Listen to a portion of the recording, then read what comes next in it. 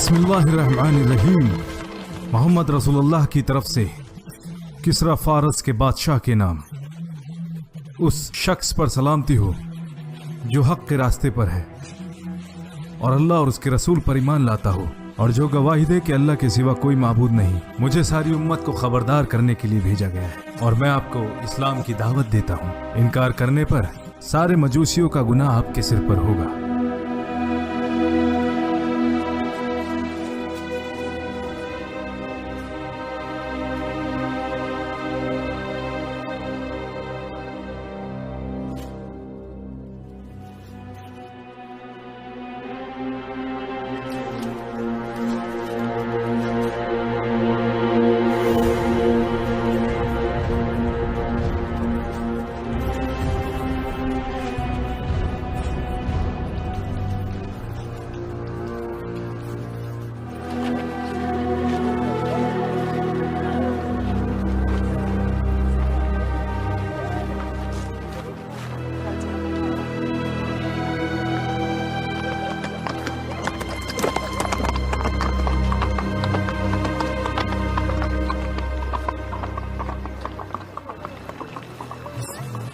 बिस्मिल्लाहिर्रहमानिर्रहीम।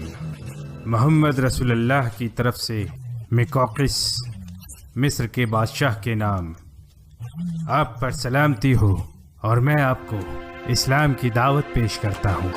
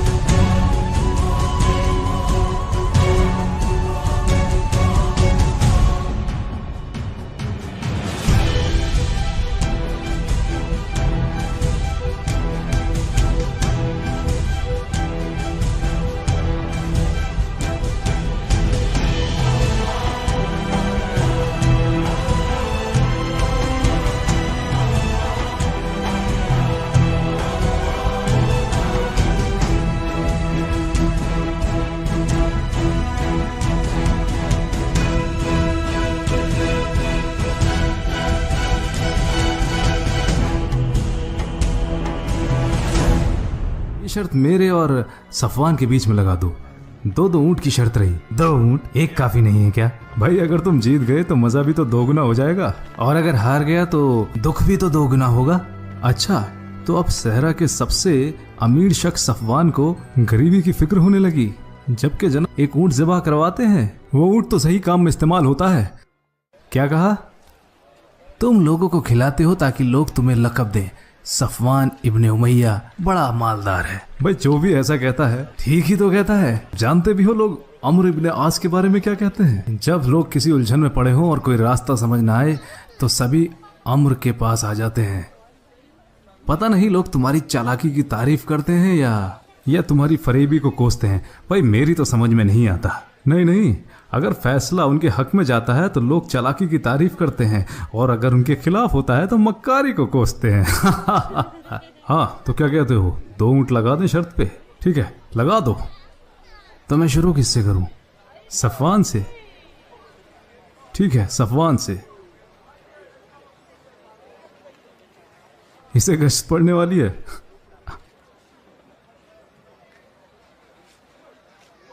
अफसोस मेरे भाई, अब तुम भी मेरे साथ ऐसा सलूक करोगे। भाई मैं क्या कर सकता हूं, मैं तो बस तुम लोगों को खिला रहा हूं। कोई बात नहीं सफवान, तुम बहुत अमीर हो और तुम्हारे अब्बा भी। अगर तुम कुछ हार भी गए तो तुम्हारे अब्बा तुम्हारी मदद कर देंगे। भाई मेरे अब्बा के पास इतना माल नहीं है जितना तुम्हारे बाप अल वलीद अल मुगीरा के पास है। काफी लोगों को कंगाल बना चुके हैं, मक्का और ताइफ दोनों में। मैंने अल्लाह और अल उज़्ज़ा की इबादत की थी यहां आने से पहले, और दोनों के नाम पर जानवर कुर्बान करके लोगों को भी खिलाए थे। शायद तुम्हारी आवाज उन तक पहुंची नहीं, वरना वो तुम्हारी मदद जरूर करते। या फिर हो सकता है तुमने सेहतमंद ऊँटनी कुर्बान ना की हो। अमर, तुम खेलना चाहोगे? ये सफवान अल्लाह और अल-उज़्ज़ा की इबादत करके यहाँ आया, जो कि उनके लिए पैसे और जानवर भी कुर्बान करता है, और फिर भी हार गया। तो फिर सोचो अल्लाह और उज़्ज़ा मेरे क्या हश्र करेंगे, जिसको उनके पास से गुजरे भी महीना हो गया और आज तक बस एक कमजोर सी बकरी उनके नाम पर कुर्बान की है। तुम्हें क्या हो गया अबू जंदल? क्या लगता है अबू जंदल बड़ों की बात सुनने में ज्यादा मसरूफ है।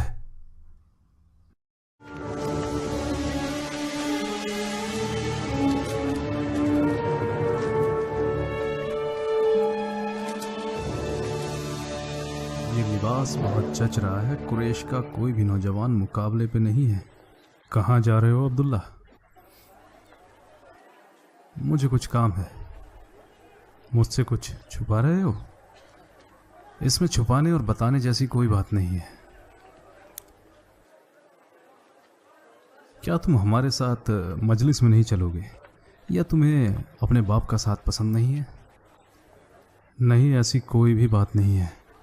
अगर तुम्हारे लिए दूसरों का साथ और मेरा साथ एक ही बात है तो मेरे साथ ही चलो।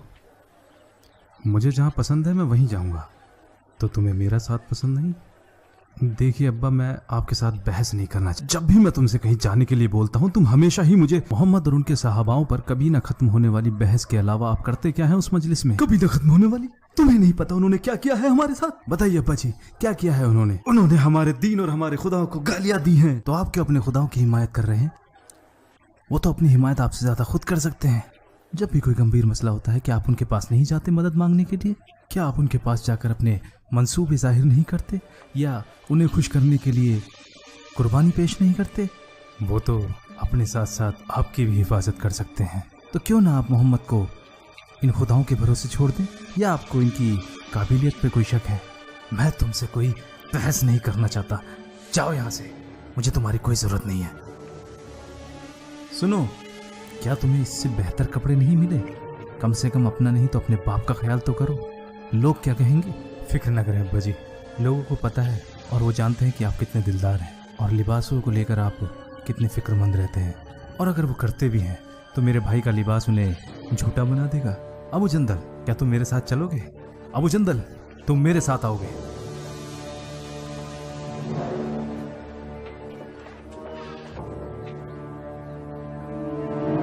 पता नहीं इस लड़के को हुआ क्या है, सारा कबीला आमिर इब्ने लुए की इज्जत करता है सिवाय इस लड़के के। लगता ही नहीं जैसे कि तुम दोनों एक ही बाप की औलाद हो। तुम दोनों में इतना इख्तिलाफ कैसे है? आप किस इख्तिलाफ की बात कर रहे हैं अब्बा जी? वो कितना कठोर है और तुम कितने नरम मिजाज हो। मैंने कभी नहीं सोचा था कि कठोर होना या नरम होना दो अलग अलग बातें हैं। मेरे हिसाब से तो इंसान बुज़दिल होने से अच्छा हिम्मत वाला हो, और बेअदब होने से अच्छा है कि वो बाअदब हो। ओहो, मुझे आज ये पता नहीं कि तुम दोनों भाइयों को आखिर हुआ क्या है। हमने तो ये सब आपसे सीखा है अब्बा, यानी सुहेल इब्ने अम्र, तीब कुरैश। लेकिन आज आपने अपनी काबिलियत के हिसाब से अब्दुल्ला की बातों का जवाब नहीं दिया। यही कि किसको किसकी हिफाजत करनी चाहिए, अपनी या अपने खुदाओं की। हम उन्हें मानते हैं, बदले में वो हमारी हिफाजत करते हैं। हो सकता है।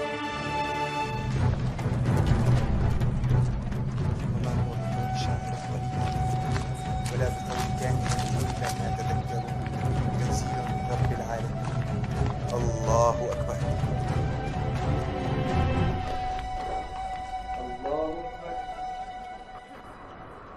ये सब क्या हो रहा है? मुझे कसम है अबू हुदैफा, कसम है अपने खुदाओं की, ये सब देखने से पहले मैं मर क्यों नहीं गया। अगर लोगों को इस बात का पता चलेगा तो मैं उन्हें क्या जवाब दूंगा? कौन से लोग अब्बा जी? जब मैं उसे खुदा से डरता हूँ तो मुझे... क्या ये तुमसे तुम्हारे खुदा ने कहा है कि तुम अपने बाप की नाफरमानी करो? नहीं, बल्कि वो तो कहता है कि हमेशा अपने माँ बाप की फरमाबरदार रहो। इस्लाम का तो बुनियादी उसूल यही है कि उस एक खुदा में यकीन रखो। अरे सालिम, जरा वो आयत पढ़ना। क़ज़ा रब्बुक अल्ला तअबुदू इल्ला इय्याह व बिल वालिदैनि इहसाना इम्मा यब्लुगन्ना इंदका अल-किबरा अहदुहुमा औ किलाहुमा फला तक़ुल लहुमा उफ़्फ़िन वला तन्हरहुमा व क़ुल लहुमा क़ौलन करीमा वख़्फ़िद लहुमा जनाह अज़-ज़ुल्लि मिन ar-रहमा व क़ुल रब्बि इरहमहुमा कमा रब्बयानी सग़ीरा। यकीनन हर किसी को अपने माँ बाप के साथ बड़ी नरम दिली से पेश आना चाहिए, चाहे वो शिर्क में ही क्यों ना मुब्तला हो, और अपनी औलादों को भी ऐसा करने के लिए बोलते हों। वइन जाहदाक अला अन तुश्रिक बी मा लैस लक बिही इल्म फला तुतिअहुमा वसाहिबहुमा फी दुनिया मारूफा। जो पहले तुम्हारा गुलाम हुआ करता था वो हिफ्ज़ कुरान होने के बाद दीन में तुमसे आगे निकल गया है। क्या शायद इसीलिए नमाज में तुमसे आगे खड़ा था? हाँ अब्बा जी, ये खासियत अल्लाह ने इसे बख्शी है। ये बस अल्लाह के नबी से जुबानी आयतें सुनता है और उन्हें पूरे दिल से हिफ्ज कर लेता है। मैं भी इससे सीखता हूँ और नमाज में मेरी क़यादत करता है। इसमें कोई नुकसान नहीं है। मुझे लगता है यहाँ सब के सब पागल हो गए हैं। क्या ये सब मोहम्मद की वजह से हो रहा है? वो छोटे लोगों को तो बड़ा रुतबा दे रहा है और बड़े लोगों को नीचे कर रहा है। नहीं, वो सबको एक बराबर मानते हैं। सिर्फ आगे निकलने का एक ही रास्ता है और वो है तकवा। अल्लाह जानता है और इसका अजर देता है। जैसा कि तुमने मुझे बताया कि वो कहता है कि अपने माँ बाप के हमेशा फर्मा बरदार रहो, तो क्या तुम ऐसे अपने बाप के फर्मा बरदार हो? ये मेरी फर्मा बरदारी है कि मैं आपको इस्लाम की दावत देता हूँ। वल्लाही बिल्कुल नहीं। कुरैश ये नहीं कहेंगे कि उतबा ने अपना दीन बदल लिया और अपने ही लोगों से अलग हो गया। तुमने अपने बाप से बहुत बहस कर ली। मुझे कसम है कि तुम्हें तुम्हारे लोगों के और तुम्हारे बाप के दीन की तरफ वापस लेके आऊंगा। कसम? किसकी? अल्लाह ताला उज़्ज़ा की?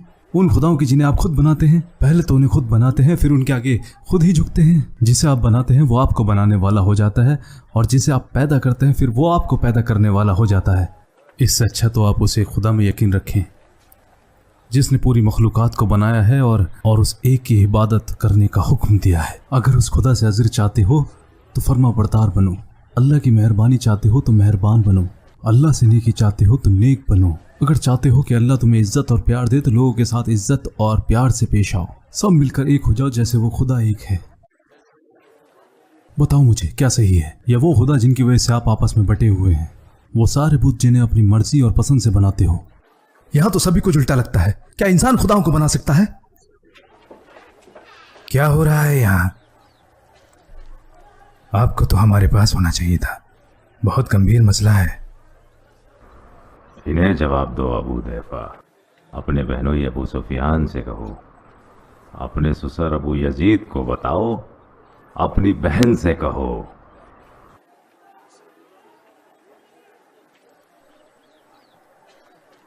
अब इसने क्या किया? आजकल इससे ज्यादा कुछ और चल रहा है जो मोहम्मद ने हमारे साथ किया है। क्या तूने भी मोहम्मद का बता? क्यों किया तूने ऐसा? क्यों किया? हमारे खुदा तेरा मुंह काला करते तो हमारे ऊपर इतनी शर्म लेकर आया है। बेशर्म है तू, बेशर्म है। मारो इसे। ये मेरा भाई नहीं हो सकता। मारो इसे जेल में बंद कर दो और जब तक पीटो जब तक ये हमारी तरफ वापस नहीं आ जाता। अपना सामान उठाओ और मेरे साथ चलो। इसने हमारा दीन छोड़ दिया है, अब तुम इसके साथ नहीं रह सकती। अब मैं ईमान ला चुकी हूँ अप्पा जी। अब ना तो मैं इनको छोड़ूंगी और ना इनके बताए हुए दीन को। ये तो शैतानियत है। तुम दोनों का दिमाग फेर दिया है। तुम दोनों का दिमाग फेर दिया है। अबू अब्द शम्स और मैं देखते हैं कि कैसे लोग मोहम्मद को नहीं छोड़ते, मगर हमारी कौम हमें क्यों सुनेगी? क्योंकि हमारे तो खुद के बच्चे ही हमारे दुश्मन बन गए हैं। हम क्या मुंह लेकर लोगों के पास जाएंगे?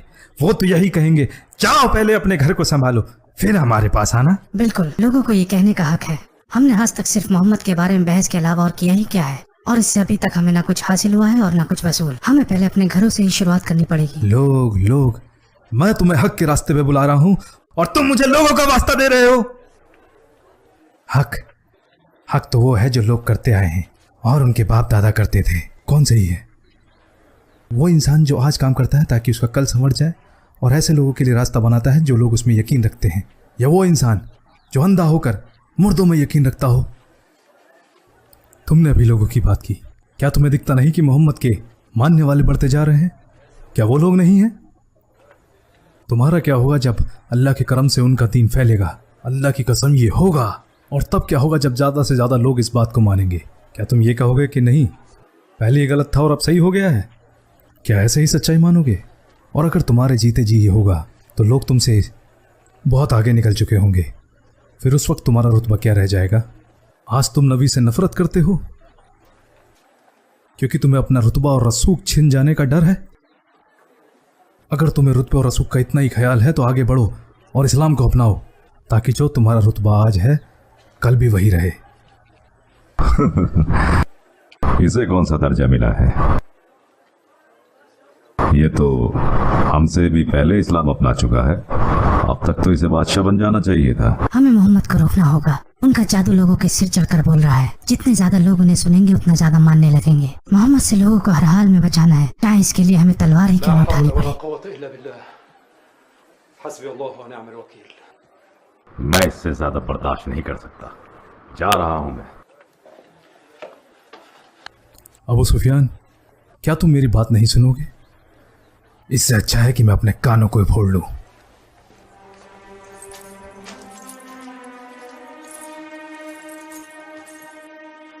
और आप अबू यजीद,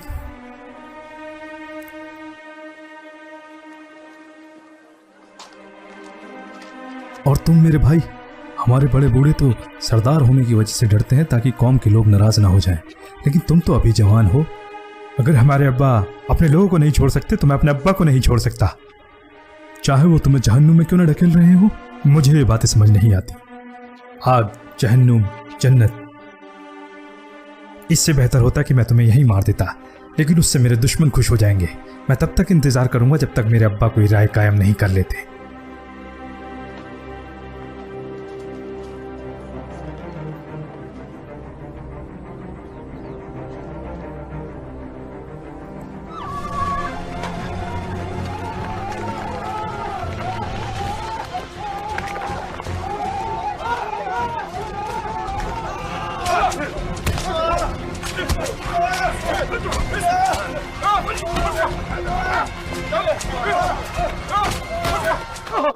मोहम्मद हमें जहन्नुम के नाम से डराता है।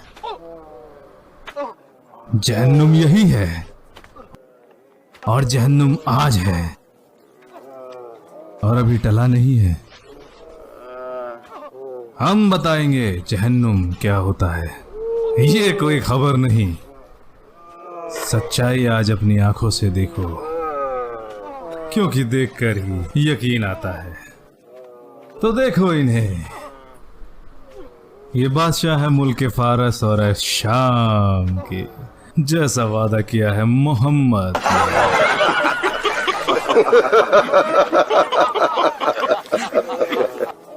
मेरे मालिक, बताइए मुझे मैं आपकी क्या खिदमत कर सकता हूँ। मैं तो आपका खादिम हूँ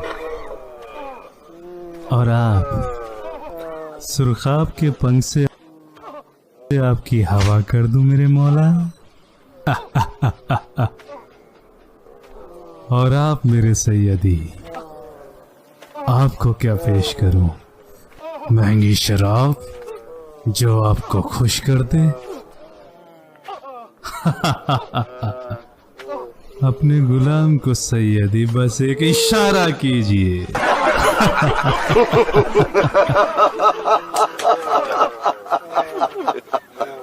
और आप मेरे मौला,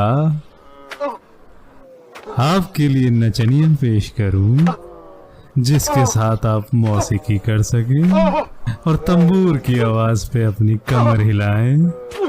ये मुनख्खिल की उस शायरी पे नाचेंगे जिसमें वो कहता है, मैंने उसे छुआ और वो फिसल गई, जैसे तीतर पानी में उतर गई। मैंने उसे प्यार किया, उसने मुझे प्यार किया, जैसे मेरे ऊँट ने उसकी ऊँटनी को प्यार किया।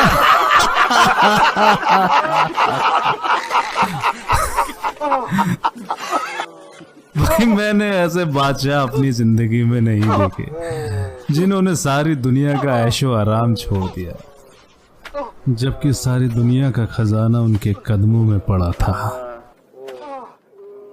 या शायद हम ही बादशाहों की खिदमत ना कर पाए, इसलिए हमें छोड़ दिया। हाय कितना दुखी है अबू अल हकम।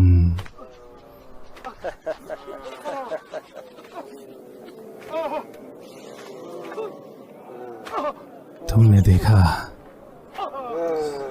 हर किसी की आंखें और कान ये जान लें और देख लें, दोबारा बादशाह बन के यहाँ मत आना। मक्का में और बादशाहों के लिए कोई जगह नहीं।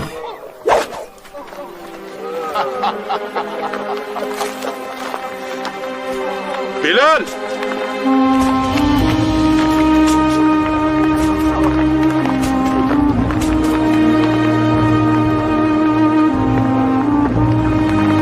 अस्सलामु अलैकुम वरहमतुल्लाह।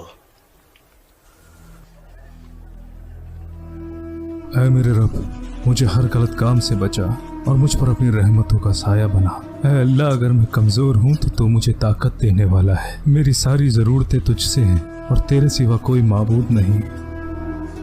या अल्लाह, तू हर कमजोर का सहारा है। मेरे मालिक, मैं सिर्फ तुझ में यकीन रखता हूँ और तुझसे ही मदद मांगता हूँ। मेरी जुल्म और जालिम से हिफाजत फरमा। मैं एक खुदा में यकीन रखता हूँ और मानता हूँ कि मोहम्मद आपके रसूल और पैगंबर है। तेरी ये मजाल।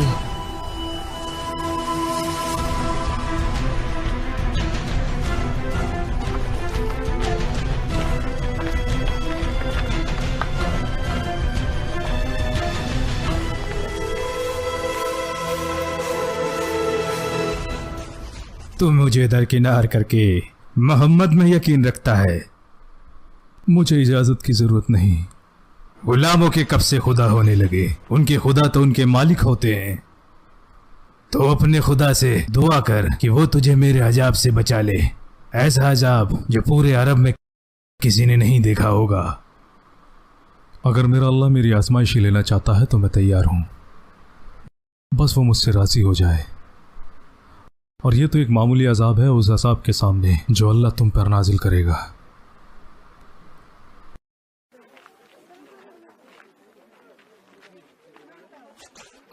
तू मेरे सामने जबान चलाएगा हबशी। सुनो लोगो, इस गुलाम ने हमारा दीन छोड़ा है।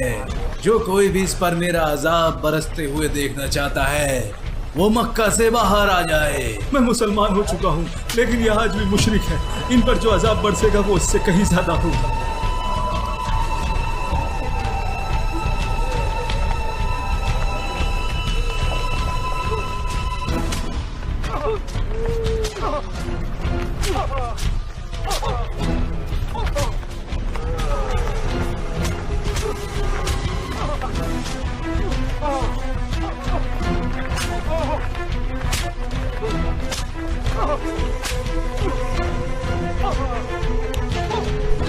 अब बता तेरा खुदा कौन है बिलाल?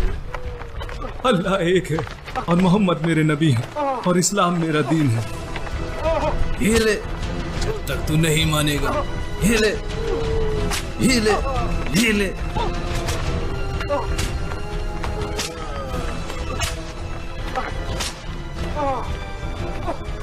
तुझे जब तक नहीं छोड़ूंगा जब तक तू मर नहीं जाता या नहीं छोड़ता मोहम्मद का साथ और इबादत करता अल्लाह तलुज़्ज़ा की। वो एक है, वो एक है। मोहम्मद के पास उसका पूरा खानदान है बचाने के लिए। तेरे पास कौन है? तू क्यों इतनी मार बर्दाश्त कर रहा है? देख, अगर तू चाहे तो मैं ये रोक सकता हूँ। बस तू एक बार मोहम्मद को लानत भेज और मैं ये अजाब अभी रोक दूंगा। वो एक है।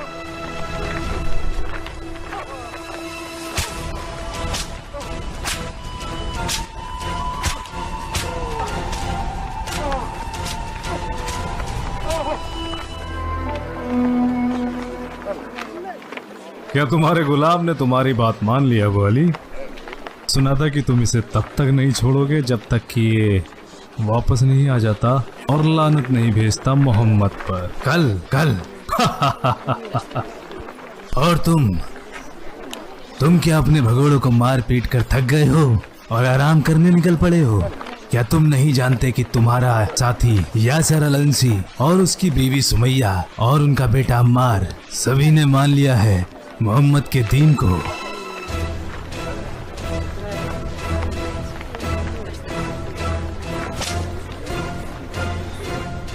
बड़ा ही ढीठ गुलाम है। इसकी वजह से आज मुझे बड़ी तकलीफ हुई। कौन ज्यादा तकलीफ में था अब्बा जी? उस पर मेरी मार का कोई असर ही नहीं हो रहा था। इस गुलाम की बड़ी अजीब बात है, क्या उसकी चमड़ी हमारी चमड़ी से ज्यादा सख्त है? वो तो बड़ा कमजोर दिल था। एक वक्त तो उसे जुबैर इब्ने मुतीम के गुलाम ने कुछ ही पलों में हरा दिया था, मगर आज उसे ऐसा क्या हो गया? हाँ, ये मोहम्मद का किया हुआ जादू है। उसने जरूर उस पर कुछ ऐसा पढ़ के फूका है जिससे उसे तकलीफ ही नहीं होती। अच्छा होता कि अगर आप लोगों के सामने ये सब जाहिर ना करते। अब वो इंतजार में है कि कौन ज्यादा देर टिक पाएगा। अगर वो आपकी बात मानने से इनकार करता है तो ये बड़ी जिल्लत की बात होगी और लोग कहेंगे कि देखो गुलाम जीत गया, और फिर वो बाकी के गुलामों के लिए भी एक मिसाल बन जाएगा और लोगों के लिए आप एक मजाक बन जाएंगे। आपने तो आज इस अबू अल हाकम को सुना ही है। मैं उसे ऐसे नहीं जाने दूंगा। या तो वो बोलेगा और या मरेगा।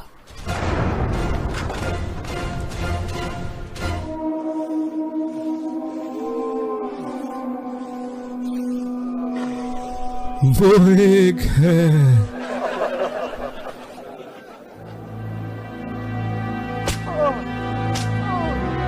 लगता है मर जाएगा। कौन? मालिक या गुलाम? ऐसे हालात में लोग बद से बदतर होते जा रहे हैं। सही कहा। किसे पता था बिलाल इब्ने रबाह, उमैया इब्ने खलफ का गुलाम, एक पहाड़ की तरह सब्र और रिजाल दिखा सकता है। वल्लाही ऐसी हालत में भी वो उमैया इब्ने खलफ से ज्यादा मजबूत और ठोस इरादे दिखा रहा है। क्या ये इस्लाम की वजह है? ऐसा सवाल ना करो जिसका जवाब तुम्हें शर्मिंदा कर दे।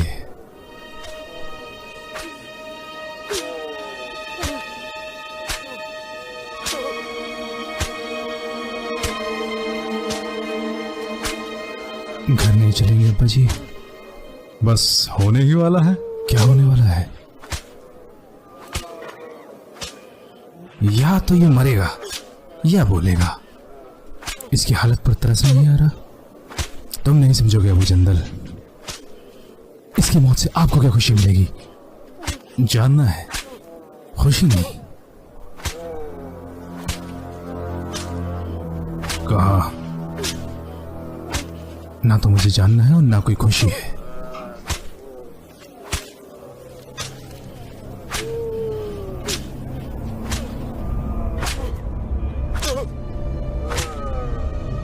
लग रहा है कि अबू बकर ने उसको आजाद नहीं कराया बल्कि मुझे आजाद कर दिया है।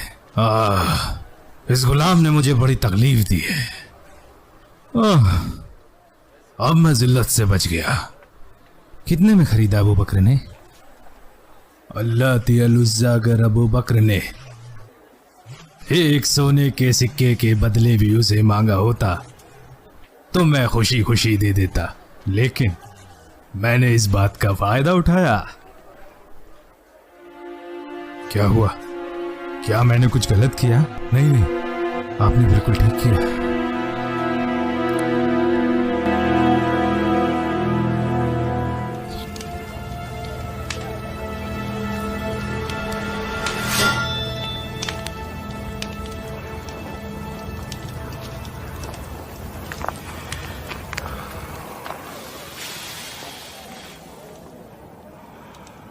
अब बता यासिर, तू तो बाप और खाविंद है, तेरी बात तो ये जरूर मानेंगे। तू इन्हें समझाता क्यों नहीं कि ये मेरी बात मान ले? हमारे दीन में वापस आ जा और इन्हें भी समझा। तू भी बच जाएगा और ये भी बच जाएंगे, और फिर तुम पहले की तरह अपने मालिकों के साथ राजी खुशी रहोगे।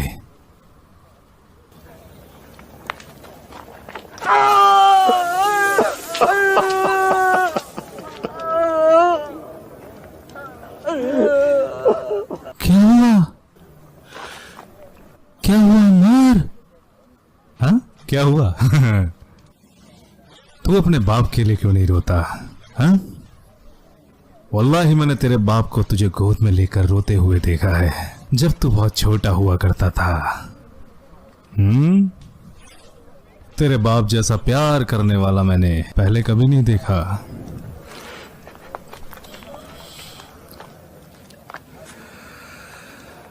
लेकिन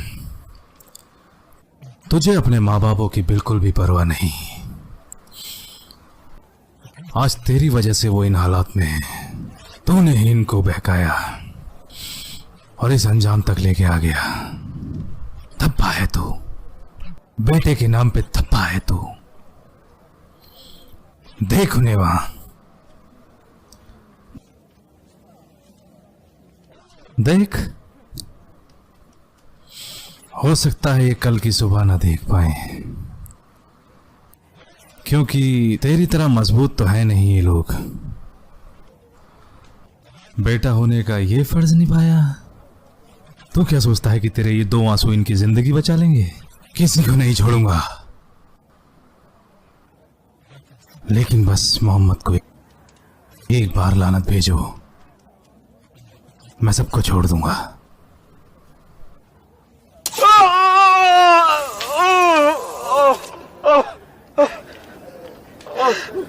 सुमैया, सुमैया, ओ सुमैया, कैसी माँ और बीवी है तू? कौन सी माँ अपने बच्चे को अजाब में देकर खुश होती होगी, जबकि वो उन्हें बचा सकती है?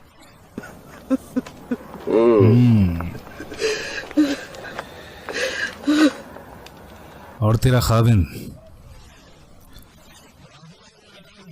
मुझे लगता है तुम में सबसे पहले ये मरेगा। मैं इसके चेहरे पर साफ साफ मौत देख सकता हूं।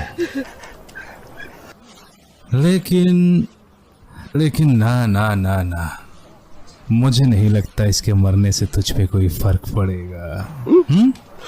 तुझे अपने बेटे का ख्याल हो सकता है,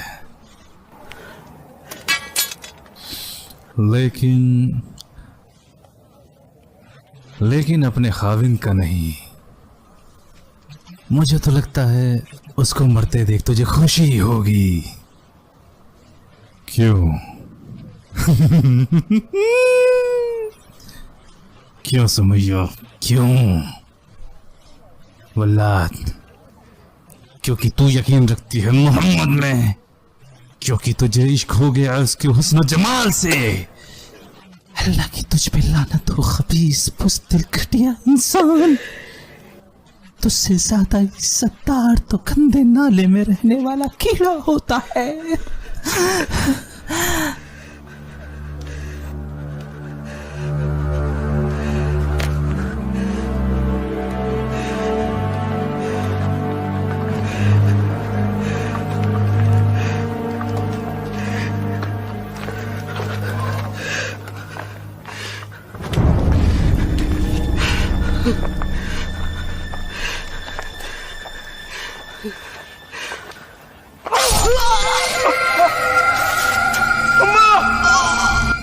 बुला उसे, बुला, अब वो तेरी बात जरूर सुनेगी।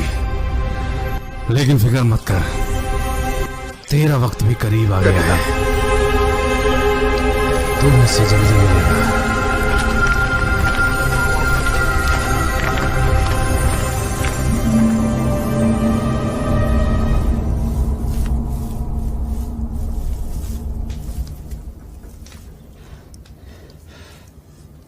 सब ठीक हो जाएगा अब्बा जी।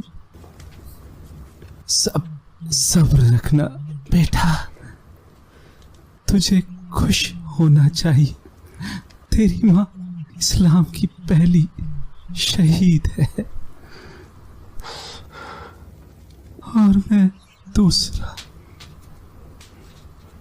रसूल अल्लाह को मेरा सलाम बोलना।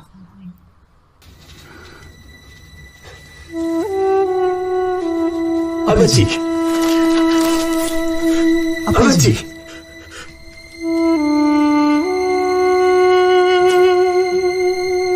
वालेकुम सलाम।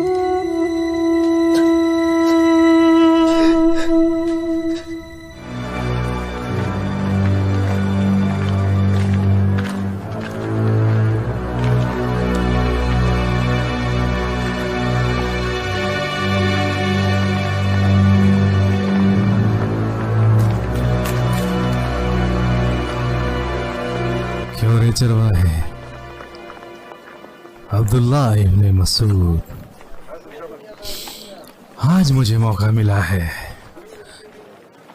रुक।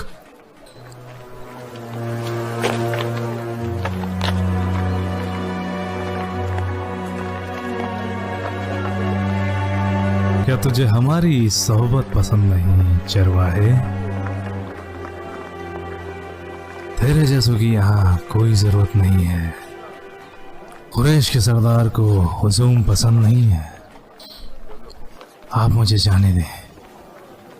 बोल अबू जहल, या सामने बोलने से डरता है, या तेरे साथियों ने नहीं सिखाया कि अल्लाह के सिवा किसी से मत डरना और आजमाइश के वक्त साबित कदम रहना, या फिर उसके पास कमजोरों के लिए जगह नहीं। इस्लाम हो या कुछ और, चरवाहा चरवाहा ही रहता है।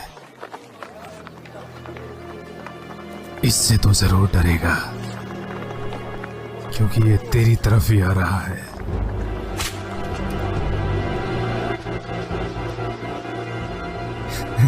इसकी टांगे तो देखो, जैसे मुर्गे की होती हैं। मोहम्मद इन जैसों से हमें डराएगा। एक दिन तेरी टांगे काट डालूंगा चरवाहे।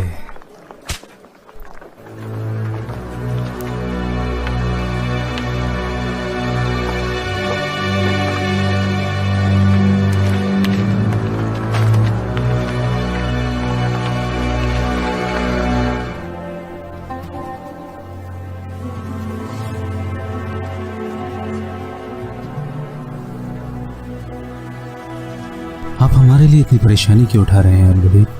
पता नहीं, शायद हम रिश्तेदार हैं। और अबू अल-हकम तो हमारे भाई हैं। देखो उन्होंने हमारे साथ क्या किया।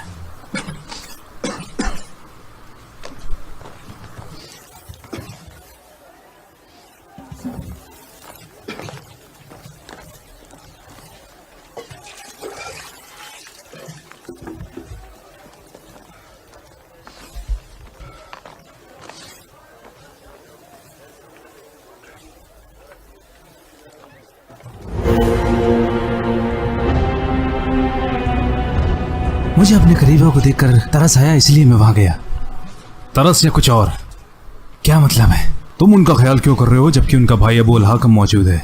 अबू अल-हकम? वो तो उन्हें खाना और पानी देता है, सिर्फ इतना ही ताकि वो जिंदा रहें और वो फिर से उन पे जुल्म ढा सके। तो तुम क्यों उनके लिए खलील बन रहे हो? तुम्हारा इस बात से क्या लेना देना? खामोश हो जाओ खालिद, तुम मुझ पर अपना हुक्म नहीं चला सकते जब तक। लेकिन तुमने गलत किया अल-वलीद। जानता हूँ तुम्हारी नीयत ठीक है, लेकिन वो लोग इस लायक नहीं कि उनसे हमदर्दी रखी जाए। इन लोगों ने हमारे दीन की मुखालिफत की है, लेकिन इसका ये मतलब तो नहीं कि वो हमारी कौम से ही खारिज कर दिया। लेकिन वो इस तरह से इसे नहीं देखते। अगर उनसे पूछोगे तो वो कहेंगे हम इस्लाम को मानते हैं, और वही जवाब देंगे जो मोहम्मद के सहाबा कहते हैं कि अल्लाह ने जाहिलियत को हटाकर इस्लाम का रिश्ता कायम किया है, और उन्होंने अपने बाप, भाई और कौम को छोड़ दिया क्योंकि वो उनके दीन को नहीं मानते। अपने से ज्यादा तवज्जो सुहेल, बिलाल और सालिम को देते हैं और बोलते फिरते हैं कि ये हमारे भाई हैं। अब्बा जी, उन्होंने अपने लोगों और माशरे को नहीं छोड़ा, वो आज भी अपने लोगों से उतना ही प्यार करते हैं, बल्कि छोड़ा है अपने कुनबे में पनप रही गलतफहमियों को। तुम तो उन्हीं की जबान बोल रहे हो, ये कैसे हो गया? मैं सिर्फ उनके बताए हुए अल्फाजों का मतलब बता रहा हूँ। हाँ, वो लोगों को दीन का सही मतलब समझाते हैं, क्योंकि उनका दावा लोगों को हक की बात करना सिखाना है। हम सब गज़िया कबीले से हैं। वो इस उसूल को नहीं मानते जो हमारे शायर कहते हैं, हमारा कबीला गलत तो हम गलत, और अगर हमारा कबीला सही तो हम सही। लेकिन उनके दिन के हिसाब से जाहिलियत की निशानी है। लोगों को साथ लेकर आता है वो है हक और इंसाफ।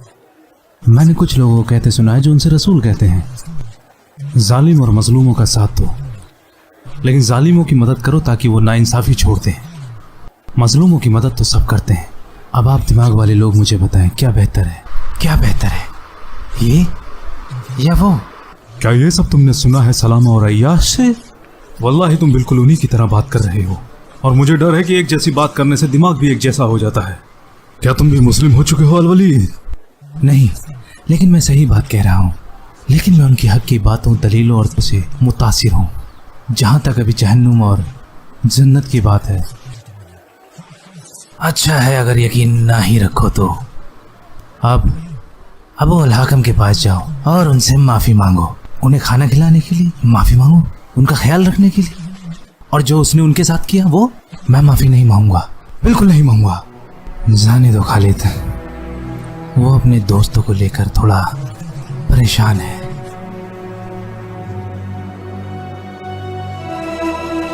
ऐसा मत करो अब्दुल्ला, मेरी बात तो समझो। क्या हो रहा है यहाँ? अब्दुल्ला, बताओ अब्बा जी, कैसा लगेगा अगर आपको पता चले कि आपका बेटा दो नाव पर सवार है? बिल्कुल अच्छा नहीं। और ये अच्छा लगेगा कि हकीकत को जानते हुए भी वो एक बुज़दिल की जिंदगी जी रहा है। ना वलाती वलुज़्ज़ा। कौन बेहतर है, एक बहादुर बाअखलाक दुश्मन या एक डरपोक बुज़दिल साथी जिसने इज्जत बेच खाई हो? पहले वाला। लेकिन तुम ये सवाल क्यों कर रहे हो? तुम्हारे दिमाग में क्या चल रहा है? सही पूछा। मैं आपको बताना चाहता हूँ अब्बा जी कि मैं मोहम्मद में यकीन रखता हूँ और अल्लाह तो लुत्सा में यकीन नहीं रखता। क्या कहा तुमने अब्दुल्ला? मैं तुम्हें मार डालूंगा। आप नहीं करेंगे अब्बा जी। तुम्हें मेरी दौलत में से एक चवन्नी भी नहीं मिलेगी। जब एक अल्लाह का साथ है तो इन बातों की कोई परवाह नहीं। मैं तुम्हारे पैरों में बेड़ियां डाल दूंगा। सोचना भी मत अब्बा जी, ऐसा करने से आपको भी कोई खुशी नहीं मिलेगी। चले जाओ, चले जाओ यहां से। और मुझे तुम्हारी कोई जरूरत नहीं, तुम मेरे बेटे नहीं रही। चले जाओ यहां से।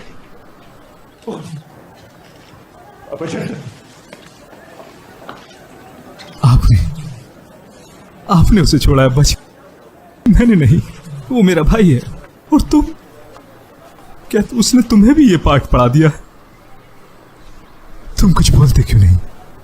आपको क्या लगता है अब्बा जी, मैं क्या कोई बच्चा हूं जो मुझे कोई भी कुछ भी बोल जाएगा? अगर मेरा कोई ऐसा इरादा हुआ तो उसकी जिम्मेदारी मेरी होगी। मुझे ऐसे ही कोई नहीं बरगला सकता। क्या मेरी अपनी कोई राय नहीं हो सकती? तुम अपने अब्बा की बात मानो, मेरा क्या? अब मुझे आपको चुनना पड़ेगा। बताओ क्या कहा? मैं अभी तक मुस्लिम नहीं बना। क्या कहा? अभी नहीं, कल का क्या पता अब्बा जी।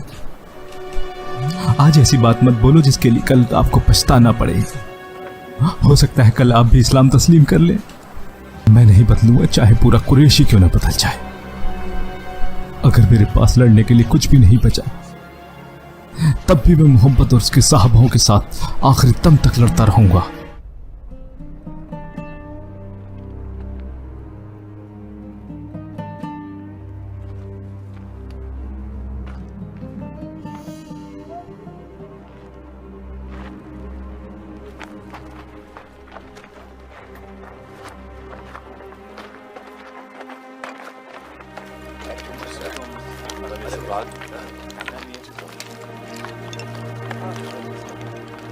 क्या भी नहीं है?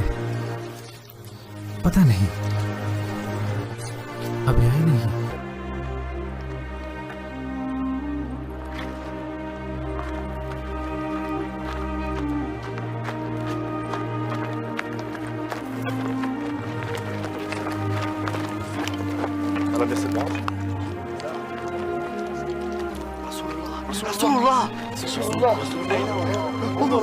वो देखो आगे, उनके साथ कौन है?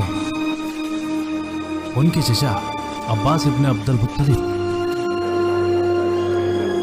औस और खजरज के लोगों, वल्लाही हम इनके हामी, मददगार और मुहाफिज हैं, लेकिन इन्होंने आपको चुना है और अपने सहाबाओं के साथ आपके यहां आना चाहते हैं। तो अगर तुम इनकी पूरी पूरी हिमायत और हिफाजत कर सको, जैसे कि तुम अपने बीवी और बच्चों की करते हो, तो आगे आओ और बैत लो उन हुकूक पर जो अल्लाह और उसके नबी ने फरमाए हैं। और अगर नहीं तो अभी साफ साफ जवाब दे देना।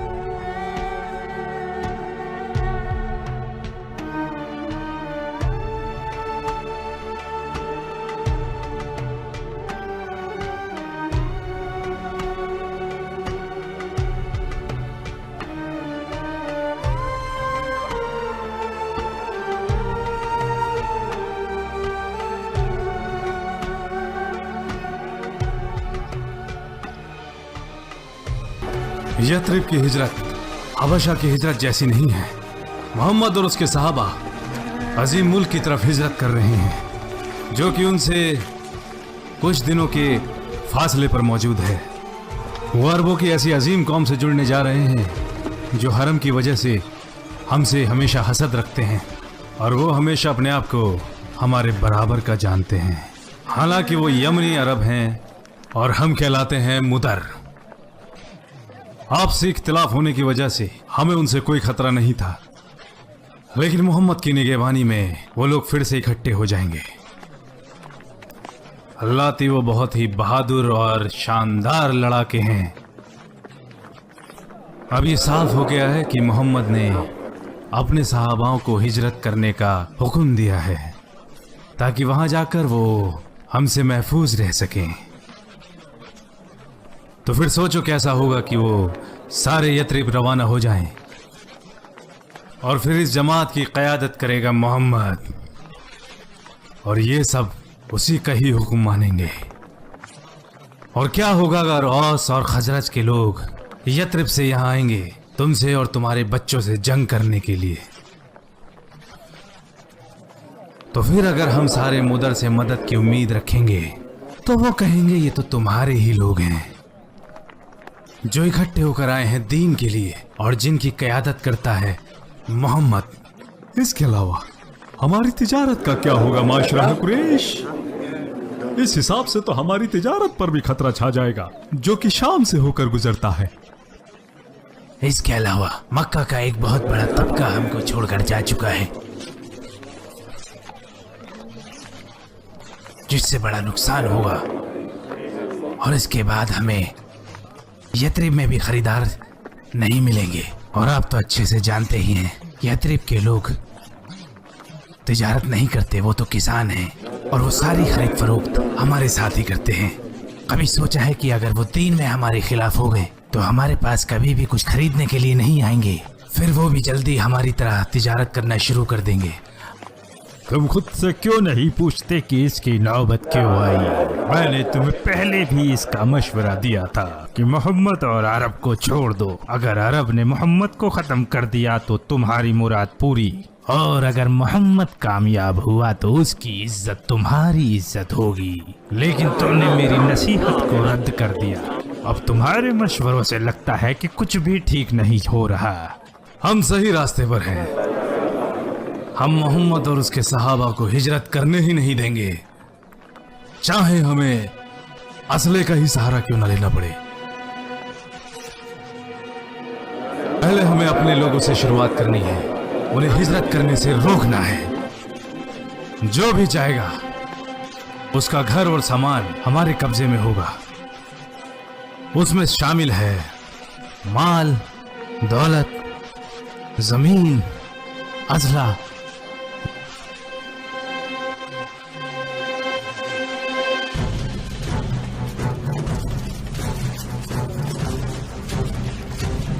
तो तुमने क्या सोचा मैं तुम्हें हिजरत करने दूंगा? हमने आपका क्या बिगाड़ा है? मैं अपने दोनों बेटों को बटते हुए नहीं देख सकता।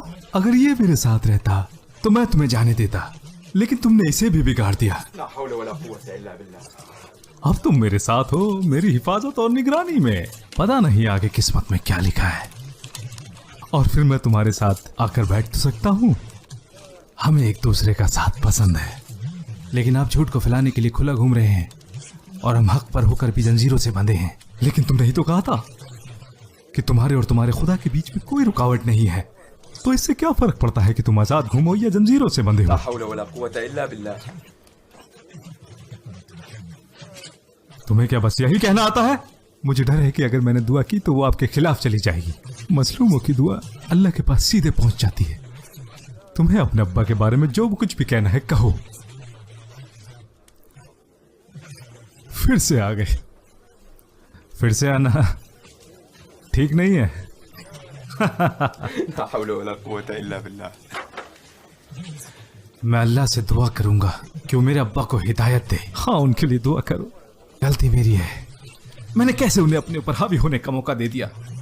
आराम से भाई, क्या ये जंजीरें मुझे हिजरत करने से रोक सकती हैं? ये जंजीरें?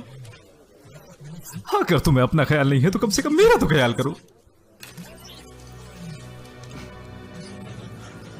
वल्लाही तुम्हें पहले से इल्म था, लेकिन तुमने मुझसे छुपाया। मेरे जीते जी तुम वहां नहीं जा सकते, लेकिन बहुत जल्द तुम्हारे लिए अच्छी खबर लाऊंगा। बहुत जल्द वो यहां तुम्हारे पास होगा।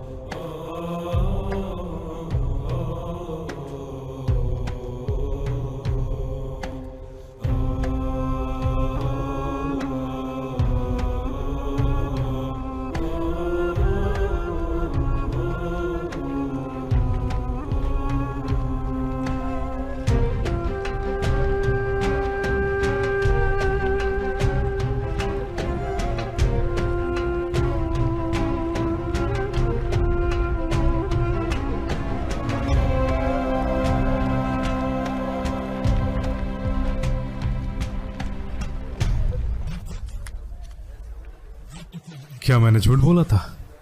तुमसे वादा किया था ना कि तुम्हें अच्छी खबर सुनाऊंगा और बहुत जल्द उसे तुम्हारे पास लाऊंगा। अब तुम दोनों साथ आ गए हो तो एक दूसरे का दिल बहलाओ। सही कहा, अब हम दोनों एक साथ हैं। तुम कितने सही थे उमर। कितना बड़ा अहमक हूं। अय्याश इब्न अबी रबिया कितना बड़ा अहमक।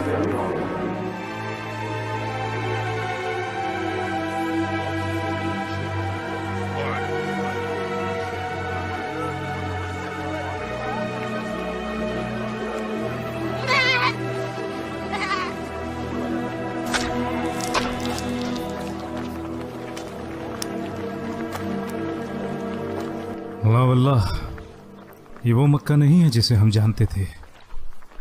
तुम्हारा मतलब मोहम्मद और उनके सहाबा के जाने से है। अब आपके और मेरे अब्बा भी नहीं रहे, उनकी कब्रों पर घास उग जाए।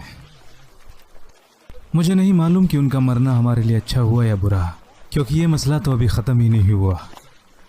हाँ, वो चले गए, लेकिन इसकी जिम्मेदारी हम पर छोड़ गए। इन मसलों को निपटाने की जिम्मेदारी हम उन पर ही छोड़ दिया करते थे, जबकि ये मसले और भी ज़्यादा उलझ चुके हैं। अब हमें ही कुछ करना पड़ेगा। मुझे देखो, मैं आज भी मोहम्मद की मुखालिफत करता हूँ और अपने लोगों का दीन मानता हूँ, तो फिर मुझे क्यों दुखी होना चाहिए अगर कौम का एक तबका हमें छोड़कर यथरिब चला जाए। ऐसा नहीं लगता जैसे किसी चीज की कमी है, जैसे एक मुसाफिर अपने कुनबे को याद करता हो। तो कैसा लगेगा कि अगर हमें यथरिब के लोगों के साथ साथ अपने लोगों से भी लड़ना पड़ा? तो अपने ही लोगों से लड़कर अगर हम जीते तो क्या जीते, मुझे ऐसी जीत से कोई खुशी ना मिलेगी। और अगर हम हारे तो ना मुझे खाना अच्छा लगेगा और ना पानी। तो ये कैसी दुश्मनी है जिसमें जीत कर कोई खुशी नहीं मिलती और हार हमें बर्दाश्त नहीं है। मैं आज भी पुराने नजरिए पर कायम हूँ अबू सलेमान। अभी सही और गलत का फैसला होना बाकी है। अगर मोहम्मद वाकई में वही कर रहा है जो अल्लाह ने हुक्म दिया है तो वल्लाही हम उसे नुकसान नहीं पहुंचा सकते। उसका दीन फैलेगा और यही उसके दलाइल का सबूत होगा। और अगर हम उसे हरा देंगे फिर अपने बड़ों का दीन मानेंगे, इसमें कुछ नुकसान नहीं। तो आप कहना चाहते हो मोहम्मद हक पर है तो वो आपसे महफूज रहेगा, और अगर वो झूठा है तो आप उससे महफूज हैं। वाकई आपने कुछ ऐसा सोच लिया है जो आपके दिमाग को सुकून दे।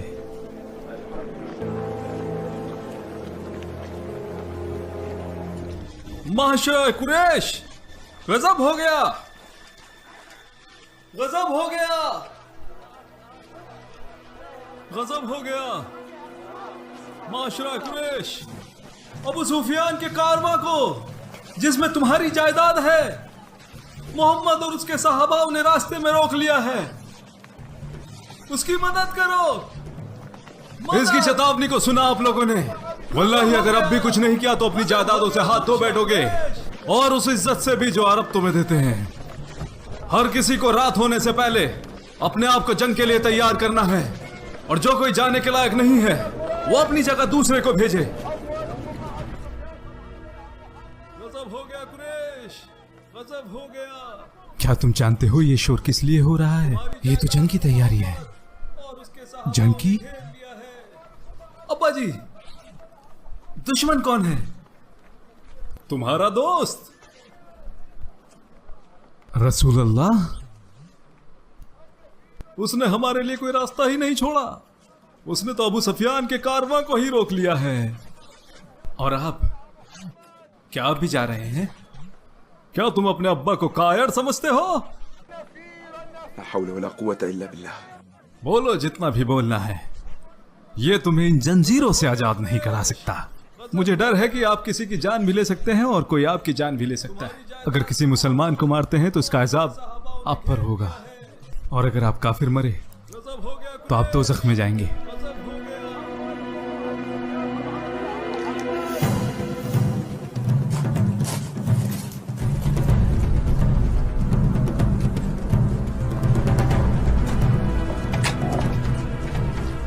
जल्दी करो। लगता है तुम भी तैयार हो गए। बिल्कुल। ये बेहतर होगा कि मखजूम कबीला चारों तरफ से अपनी शोहरत हासिल करे। मैं और इकरमा अपने लोगों के साथ मोहम्मद को रोकने जाएंगे। बेहतर होगा तुम मक्का में ही रुको। तुम्हें बकर इब्ने किनाना के कबीले से इसकी हिफाजत करनी है। अगर मक्का को बिना हिफाजत के छोड़ दिया गया तो वो हमारे पीछे उस पर हमला कर सकते हैं। हमें उनके हमले का अंदेशा था, लेकिन उससे पहले हमें यह खबर मिली। अल वलीद का क्या?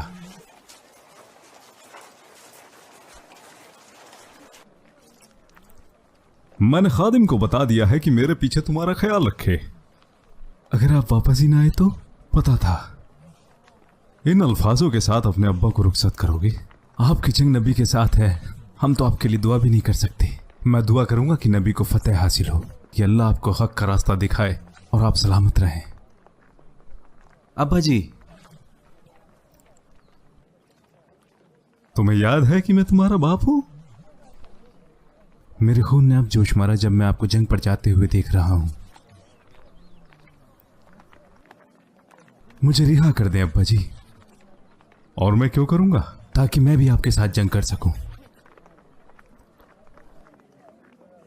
तुम्हें लगता है तुम्हारा बाप बेवकूफ है अब्दुल्ला? क्या मैंने आपके साथ कभी धोखा किया है? अगर मुझे धोखा ही देना होता तो मैं यहां से कब का भाग गया होता। तो क्या तुम मोहम्मद के खिलाफ जंग करोगे? तुम तो उसका दीन मानते हो। अब मैं जान चुका हूं कि अगर ये वाकई सब कुछ सच होता और खुदा मेरे साथ होता तो मैं इतने दिन बंदा नहीं रहता। जब मैंने आपको जंग के लिए जाते हुए देखा तो मेरे दिल में कुछ हुआ,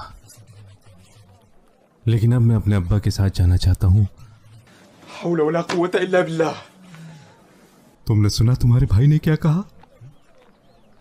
इसका क्या? قولوا لا حول वلا قوة إلا بالله।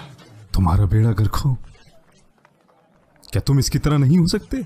वो यही था जिसने तुम्हें बिगाड़ा है और अब ये अपनी होश-ओ-हवास में वापस आ चुका है। मैं इनके साथ था जब तक इन्होंने हक का साथ दिया, मगर ये फिर से झूठ की तरफ रुजू हो गए। कितना बुरा हुआ।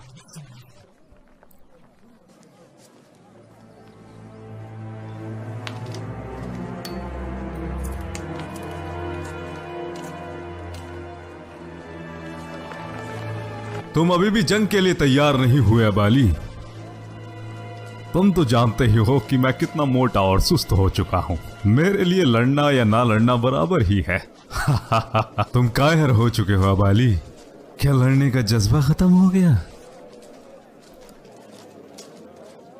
खुश बोलो, औरतों की तरह खुश बोलो अबाली, औरतों की तरह खुश बोलो।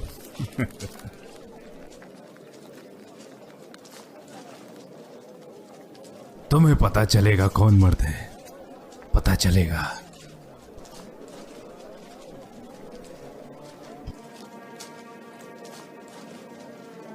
वल्लाही अगर मैं जंग में गया तो वो जरूर मुझे मार डालेगा।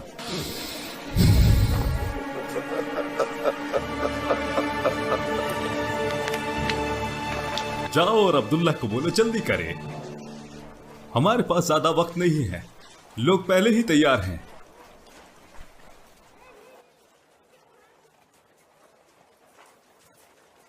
क्या वो माना? मैंने बहुत समझाया मगर वो जिद्दी है। और मैं सोचा करता था कि तुम ज्यादा जिद्दी हो। हर दिन हमारे लिए कुछ न कुछ नया लेकर आता है। अब्दुल्ला ही अब वापस आ गया है तो अब अबू जंदल जिद पकड़ कर बैठा है। समझ नहीं आता कि तुम्हें देखकर मैं खुशी का इजहार करूं या उसे देखकर मैं गमगीन हो जाऊं।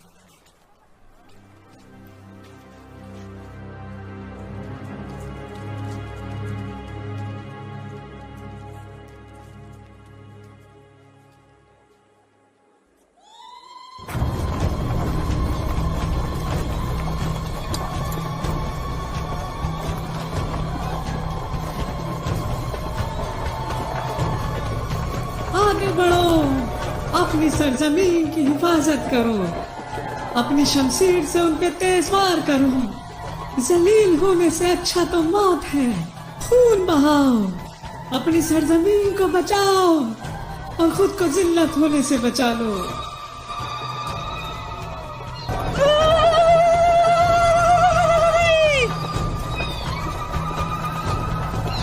आप पर सलामती हो उतबा इब्न रबिया। सलामती सान अल वलीद इब्न उतबा। सलामत रहना शैबा इब्न रबिया।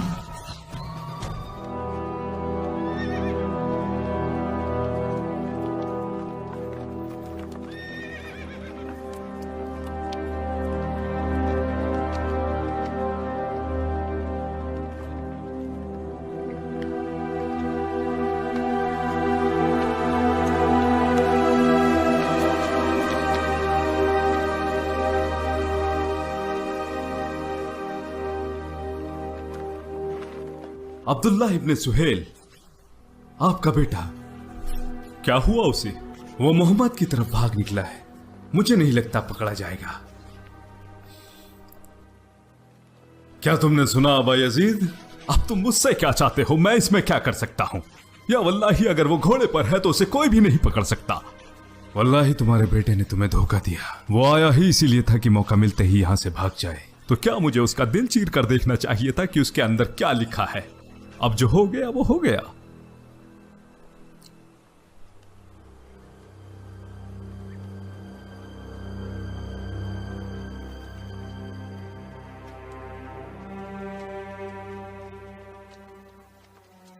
अगर मुझे पता होता कि मेरा बेटा अब्दुल्ला ऐसी हरकत करेगा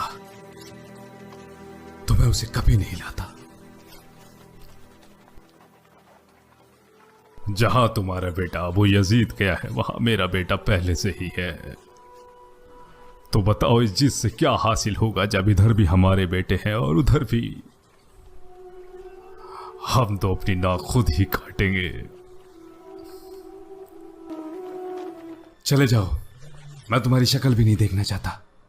हमने इतने दिन एक साथ इस जगह वक्त बिताया, अब ये तुम्हारी जगह है। क्या ये बेहतर नहीं कि अब तुम्हें इसे मुझसे नहीं बांटना पड़ेगा? मैं अब आजाद हूं, लेकिन तुमने मुझे मायूस किया है अब्दुल्ला। अपने भाई के बारे में ये सोच रखते हो? मैं मुशरिकीन के खिलाफ इस्लाम की पहली जंग में रसूल अल्लाह के साथ ही रहना चाहता हूं। तुम्हें तो ये बात समझ में आनी चाहिए थी। तुम मुसलमानों का साथ दोगे? तुमने अपनी कौम का साथ इसलिए पकड़ा ताकि तुम मुसलमानों के पास पहुंच सको। तुम अपने अब्बा से ही लड़ोगे। मेरी जंग मुशरिकीन से है, और तुम्हारा क्या अबू जंदल, तुम भी चलोगे?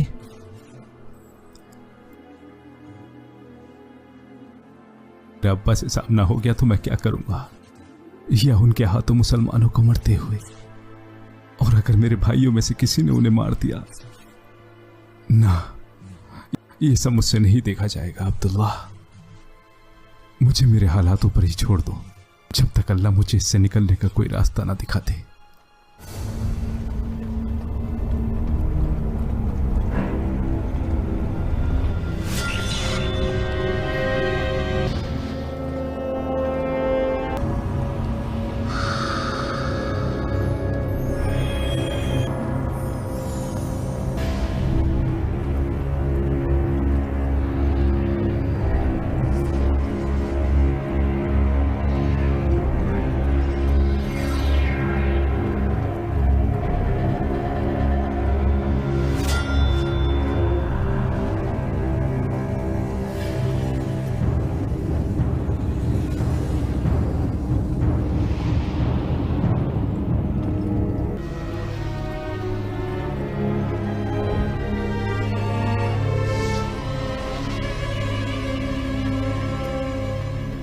जिसने रिश्तेदारी में फूट डाली और झूठा दीन इजाद किया, आज वो तबाह हो जाएगा। रसूल अल्लाह के हुक्म से हमारा नारा है,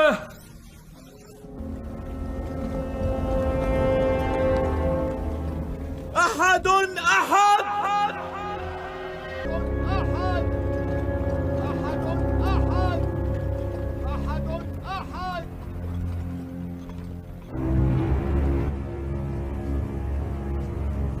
ये इन्हें क्या हो गया? ये तो लोगों को जंग न लड़ने की सलाह दे रहे थे, फिर क्यों चचा शैबा और भाई वलीद को लेकर मैदान में ललकारने आ गए? ला हौला वला कुव्वता इल्ला बिल्लाह।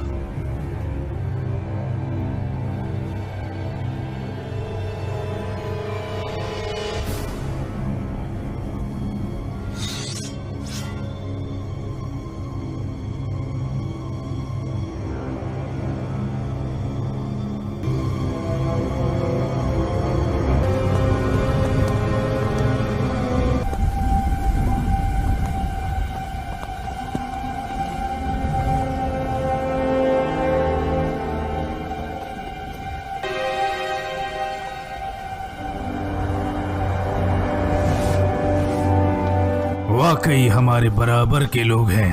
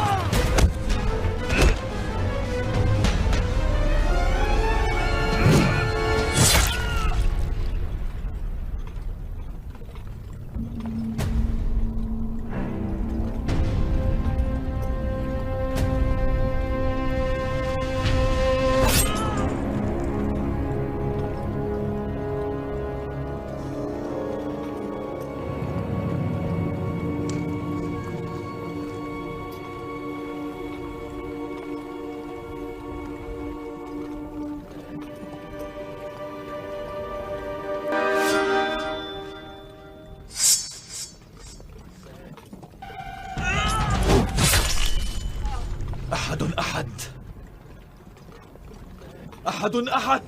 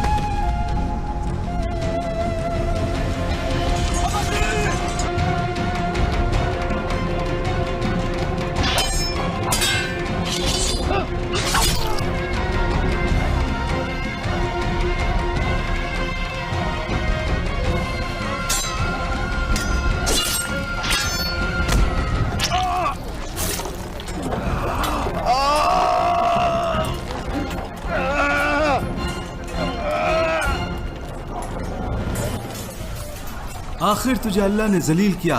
अल्लाह के दुश्मन, वो मुझे कैसे जलील कर सकता है? मैं तो अपने कौम के हाथों ही कत्ल। पता मुझे किसकी फतह हुई?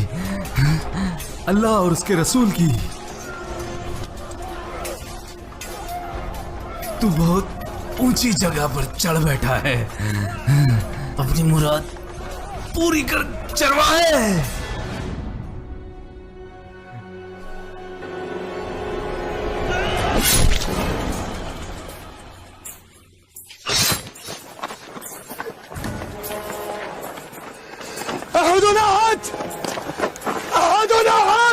मुझे बंदी बना लो, मैं फिरौती दूंगा।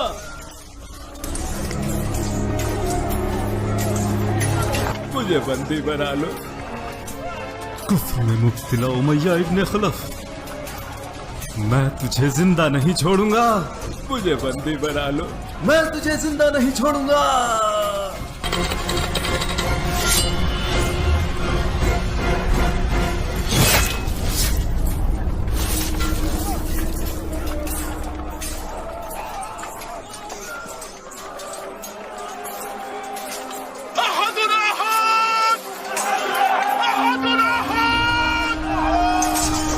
भागो भागो भागो भागो।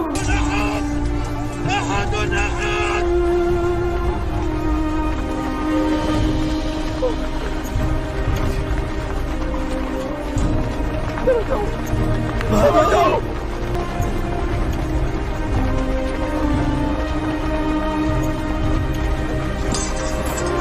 मैं फिरौती दूंगा। मैं अल वलीद इब्न अल मुगीरा हूं, मक्का का अमीर शख्स।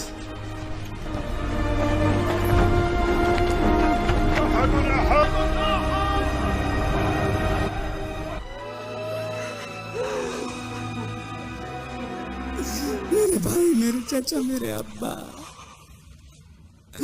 मेरे भाई, मेरे चाचा, मेरे अब्बा। बुरा हो मोहम्मद का, उसने हमारे साथ ये क्या किया? मेरे भाई, मेरे चाचा, मेरे अब्बा। कौन है जो अब हिंद का बदला लेगा? चाहे मेरा सब कुछ ले लो। चुप हो जाओ हिंद, तुमने रो रो कर अपना हाल बुरा कर लिया है। चुप हो जाओ। हमें उतबा इब्न रबिया का मातम मनाने दो। हमें उतबा इब्न रबिया का मातम मनाने दो। हम अपना बदला जरूर लेंगे हिंद, बस थोड़ा इंतजार करो। हमसा दुश्मन है, हमसा। अगर वो मुझे मिल गया, मैं उसका पेट चीर कर उसका कलेजा छुपा जाऊंगी। इसी से ही मेरी प्यास बुझेगी। बदला लेना है सफ़वान, वल्लाह हमें तब तक खुशी नसीब न होगी जब तक हम बदला ना ले लें। आज उसका दिन है, कल हमारा दिन आएगा। हाँ, कल हमारा दिन आएगा। लेकिन मुझे लगा था कि सिर्फ सरदारी ही कबीलों में बदलती है। अगर अपने लोगों के हाथ मरते तो कोई जिल्लत की बात ना होती। कि मेरे बाप को मारने वाला एक हबशी था जो हमारा गुलाम था, हमारा सामान ढोता था, पानी लाता था, भेड़े चलाता था। उसके हाथों उनका कत्ल हुआ अबू सुफियान। मेरे अब्बा के साथ भी यही हुआ सफ़वान। उनको मारने वाला कोई और नहीं, अब्दुल्ला इब्न मसूद था। तुम दोनों के अब्बा को मारने वाले वो दोनों नहीं है जैसा तुम समझते हो। कि वो है जिसने तलवारें दी, जिसने राह चलते लोगों को सरदार बनाया। हमें बदला लेना है उस मोहम्मद से। तो मोहम्मद को अब ये लगता है कि इतनी कत्लो गैरत के बाद भी हम उस पर यकीन लाएंगे, ताकि जो लोग चले गए हम उन्हें दोबारा मार दें? ना वल्लाती, हमें उनकी इज्जत का ख्याल है और उनके बताए रास्ते पर ही चलेंगे। हम मोहम्मद के खिलाफ हैं और सारी जिंदगी उससे मुखालिफत रखेंगे। ये हुई ना बात।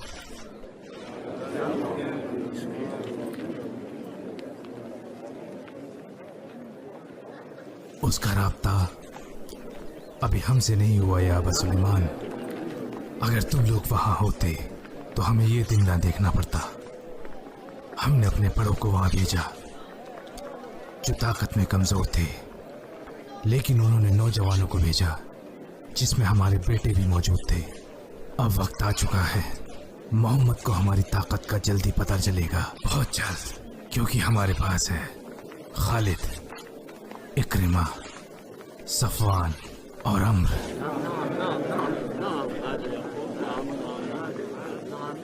काश तुम्हारा भाई अल वलीद तुम्हारी तरह होता खालिद।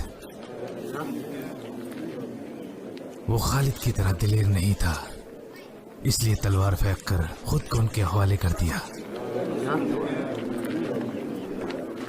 क्या हो गया है तुम्हें अल वलीद?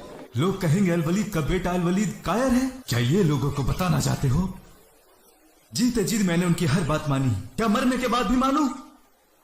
बस बहुत हो गया, मुझे कसम है तुम्हें फौज के साथ भेज कर रहूंगा।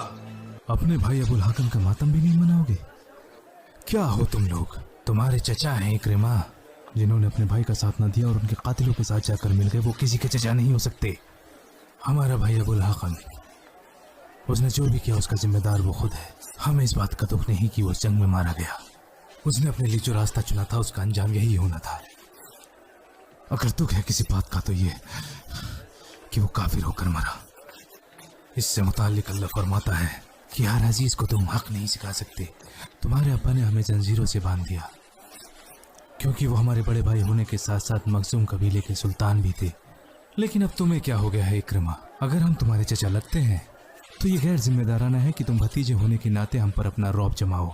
और दूसरी तरफ जैसा तुमने कहा, अगर हम तुम्हारे कुछ नहीं लगते तो तुम्हें कोई हक नहीं बनता हमें जंजीरों से बांध कर रखने का। मुझे अपने अब्बा की बातें और मखजूम कबीले का ख्याल है। मेरा नजरिया कुछ भी हो, लेकिन तुम लोग मखजूम कबीले से ही हो, तो जान लो तुम पर भी वही कानून लागू होता है जो बाकी भगोड़ों पर हुआ है। ये तुम क्या करने जा रहे हो इक्रिमा? क्या करने जा रहे हो? मेरे बाप का ज़र्रे बख्तर, वल्लाही इस बात से बहुत खफा हूँ। हमारे बाप का ज़र्रे बख्तर, वो सिर्फ तुम्हारे अब्बा नहीं थे। वल्लाही मैंने ज़र्रे बख्तर सिर्फ इसीलिए दिया ताकि लोग हमें लेकर बातें ना बनाएं। तो क्या तुम मुझे ऐसे ही छोड़ देते? तुमने तो खुद बंदी बनने का फैसला किया था। सभी लोग जानते हैं कि तुमने जंग में हथियार डाल दिए थे। मेरी मर्जी के खिलाफ तुमने मुझे जंग में भेजा था। मैंने खबरदार किया था, हाँ, कि मैं इसका अफसोस करूंगा, लेकिन मालूम नहीं था कि तुम इतने बड़े बुज़दिल निकलोगे, जबकि तुम अल वलीद इब्ने मुगीरा के बेटे हो और खालिद इब्ने अल वलीद का भाई। मैं बुज़दिल नहीं हूँ। तो क्यों तुमने किसी से लड़े बगैर हथियार डाल दिए? क्या तुम नहीं जानते कि मैंने कभी भी रसूल अल्लाह की मुखालिफत नहीं की? रसूल अल्लाह? तुमने कहा रसूल अल्लाह? मैंने उनके साहबाओं को कई बार कहते सुना, वल्लाही वो हक बात करते हैं। और फिर मैंने अपने अब्बा को उनकी सिफत करते सुना, और फिर सब ने यही कहा कि वो सारी मखलूक़ात में सबसे अव्वल हैं। उसके बाद भी वो मोहम्मद की मुखालिफत करते रहे। वो हक के रास्ते पर जा सकते थे, लेकिन उनका तकब्बुर और रुतबे और रसूख के डर से उन्होंने ऐसा नहीं किया। तो फिर बताओ कौन सही है, जो हमेशा सच बोलता है वो, या वो जो हक जानने के बाद भी उसकी मुखालिफत करता हो? मैं इस्लाम को अपनाना चाहता था, लेकिन हिचकिचाहट में पीछे हट गया। मैंने सोचा जो भी अल्फाज अब्बा ने उनके कलाम के बारे में कहे हैं वो उनके शैतान पर हावी हो जाएंगे और अपनी रहनुमाई में वो हमें रसूलुल्लाह की तरफ रुजू करेंगे, और इस तरह अब्बा की मोहब्बत को खोए बगैर मैं नबी की सोहबत भी हासिल कर लेता। लेकिन कैद में रहने के बावजूद मैंने मुसलमानों के अखलाक देखे और मुझे सच का पता चल गया। अब तुम यहां बैठकर इन लोगों का साथ दो।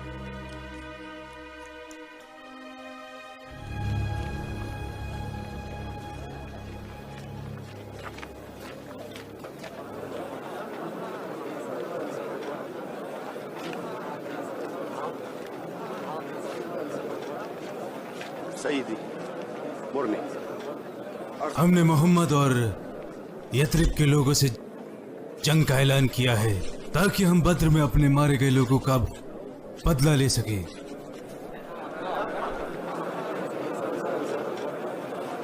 तुम नेज़े के इस्तेमाल के माहिर हो।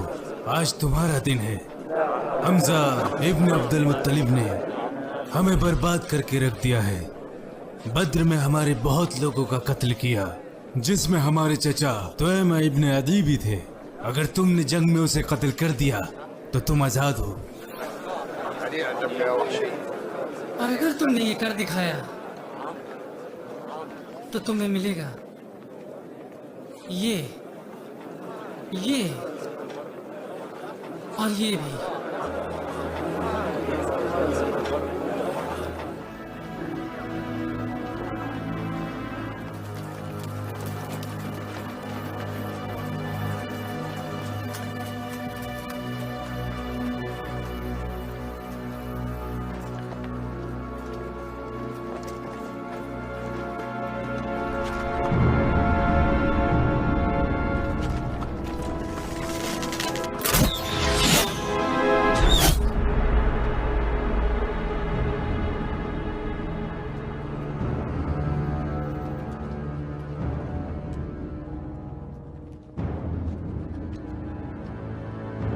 रसूल अल्लाह का हुक्म है, कोई अपनी जगह से नहीं हिलेगा, चाहे कुछ भी हो जाए।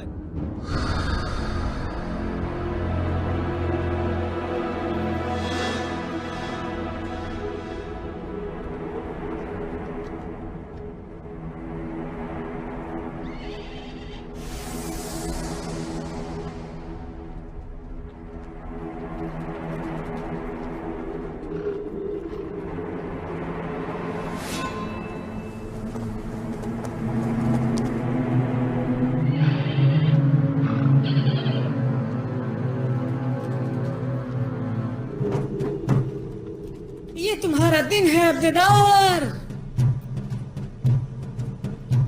वो तुम्हारी हिफाजत कर रहा है। दुश्मनों पर टूट पड़ो।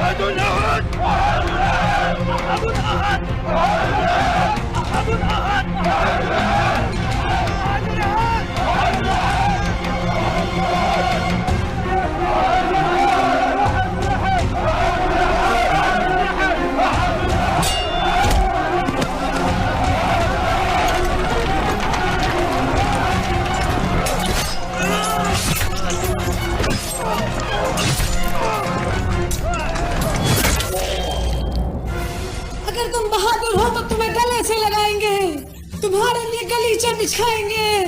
अगर तुम बुज़दिल हुए तो तुम्हें छोड़ देंगे। हमसे कोई प्यार न मिलेगा। जंग में वापस जाओ, वापस जाओ, जंग में वापस जाओ।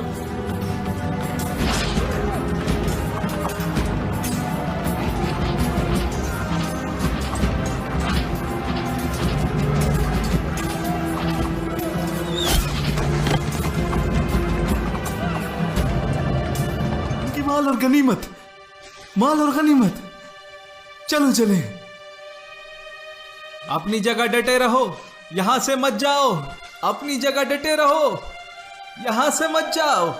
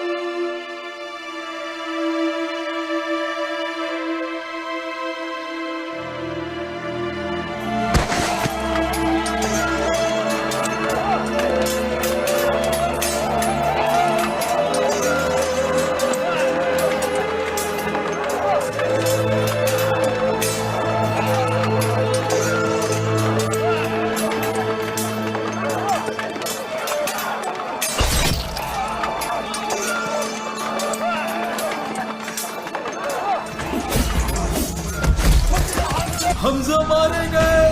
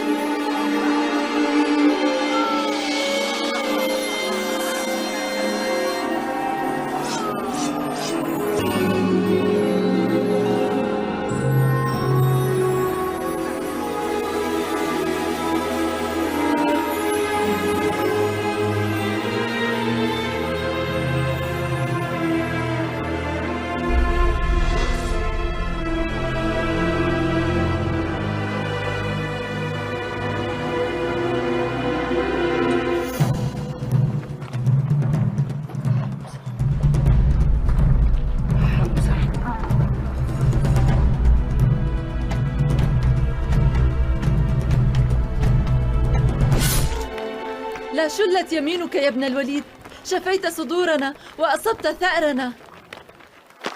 मक्का के हर घर में अब तुम्हारी चर्चा है, हर कोई तुम्हारी बड़ाई कर रहा है, तो फिर मुझे खुशी क्यों नहीं हो रही है? ये सब किस बदले की बात कर रहे हैं? हाँ, हम जानते हैं कि हम बदला क्यों ले रहे हैं, लेकिन किन से ले रहे हैं ये नहीं जानते। हमने अपने कल के ही दुश्मन किनाना के साथ हाथ मिलाया है और उनके साथ मिलकर अपने ही लोगों से लड़ रहे हैं। गुलामों को साथ लेकर हम अपने ही लोगों को मार रहे हैं। अरब हमेशा से ही अपने लोगों के लिए दूसरों से बदला लेते आए हैं और हम दूसरों के साथ मिलकर अपनों से बदला ले रहे हैं, और इसके लिए हमारे दुश्मन और गुलाम साथ दे रहे हैं।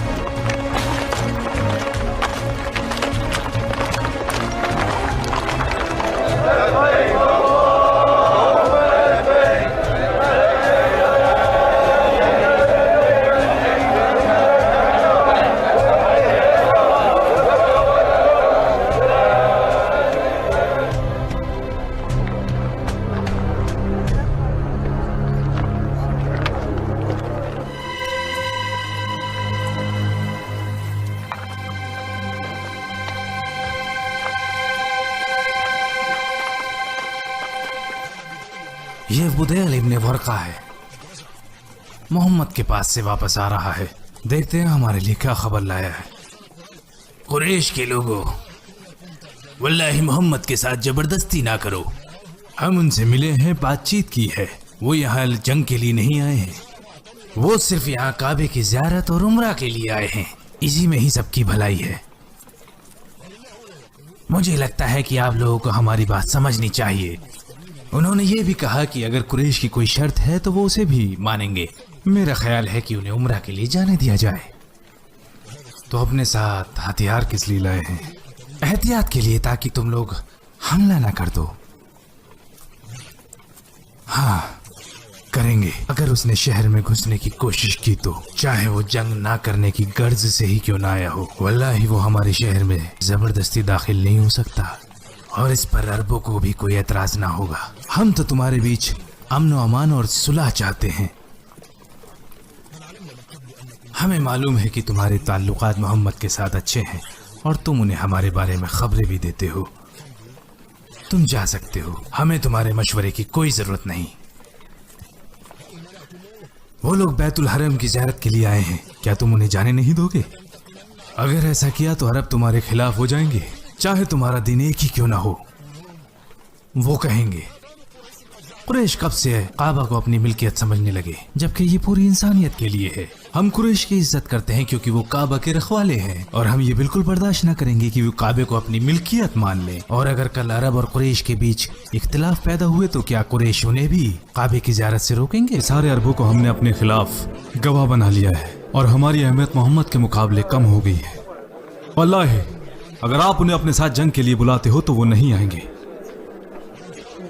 और अगर मोहम्मद जबरदस्ती मक्का में घुसने की कोशिश करें तो हम उन्हें रोक भी नहीं पाएंगे। खालिद इब्न अल वलीद, हमारी फौज का सिपह सालार, अब हमें बता रहा है कि मोहम्मद के खिलाफ न खड़े हों। रहने दो अबू सुफियान। अबू सुलेमान ने बिल्कुल हक बात कही है, अक्लमंदी से ही फतह हासिल होती है। तो फिर क्या करना चाहिए हमें? ना तो तुम लड़ना ही चाहते हो और ना ही तुम उसे बैतुल हरम की ज़ियारत करने देना चाहते हो, तो चाहते क्या हो?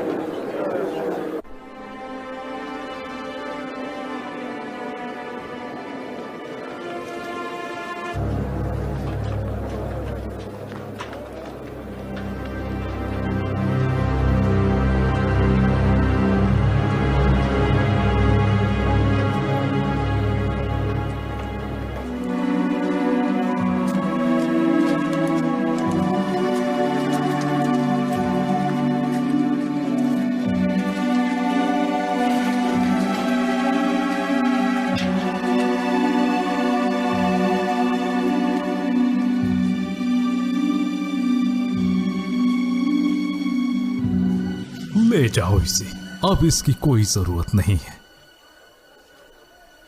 अगर कोई वालिदैन की इजाजत के बगैर मोहम्मद के पास जाता है तो उन्हें उसे कुरैश को वापस करना पड़ेगा, लेकिन अगर कोई मोहम्मद को छोड़कर कुरैश के पास आता है तो ऐसा नहीं होगा। आपको लगता है कि आपकी इसमें जीत हो गई और रसूलुल्लाह सल्लल्लाहु अलैहि वसल्लम हार गए? तुमने शायद सुना नहीं मैंने क्या कहा। तो बताइए मुझे, जब से लोग मुसलमान हुए हैं उनमें से कितने लोग अपना दीन छोड़कर आपके पास वापस आए हैं, और तब से कितने लोग आपको दीन छोड़कर इस्लाम अपना चुके हैं? आपको डर था इसलिए आपने ये शर्त रखी ताकि बाकी लोग भी आपको छोड़कर न चले जाएं। दूसरी तरफ रसूलुल्लाह ने इस बात का कोई डर नहीं, इसीलिए आपकी बात को मान लिया। वल्लाही इससे आप लोगों का खोखलापन जाहिर हो गया है और झूठ सामने आ गया है। और दूसरी तरफ रसूलुल्लाह ने जो हक हमें सिखाया है उस पर हमारे यकीन और बढ़ गया है। इससे कम से कम उन सहाबाओं की तादाद तो ना बढ़ेगी जो हमारे बीच से है। अगर इस शर्त की वजह से अगर रसूलुल्लाह से लोग नहीं जुड़ेंगे तो इसका ये मतलब नहीं कि वो इस्लाम भी ना अपनाएंगे, और थोड़े समय में ही उनकी तादाद इस शहर में बढ़ती जाएगी। और वो दिन दूर नहीं जब मुसलमान अंदर और बाहर दोनों तरफ से दाखिल होंगे और आप महसूस करोगे कि मक्का आपके लिए तंग हो गया है। मैं उस दिन का इंतजार करूंगा सुहेल इब्न अम्र।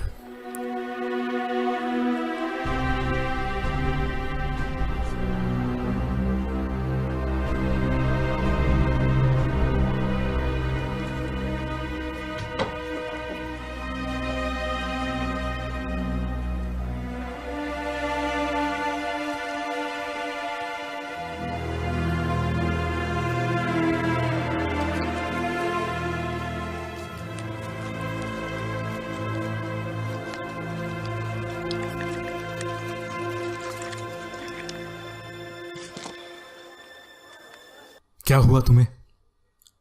क्या दिखता नहीं कि हमने तुम लोगों की बेड़ियां खोल दी हैं? या तुम इसके आदी हो गए हो? तो क्या हम बाहर जा सकते हैं? हमने तुम्हें यहां बैठे रहने के लिए तो आजाद नहीं किया। क्या हम रसूलुल्लाह के पास जा सकते हैं? हाँ, शौक से मदीना जा सकते हो, लेकिन वहां जाकर सिर्फ तुम्हें नाकामी और मायूसी हाथ लगने वाली है।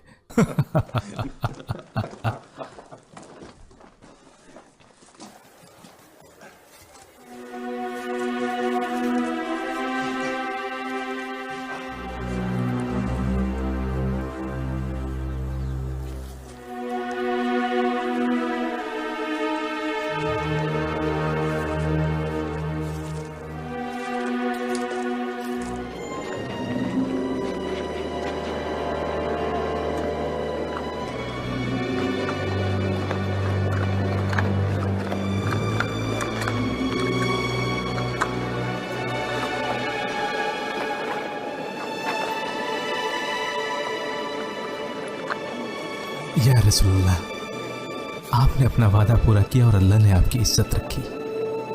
आपने मुझे मेरी कौम के हवाले किया और मैं वहां से बचकर निकल आया। मुआहदा अपनी जगह बरकरार है और उसमें कोई कोताही नहीं हुई।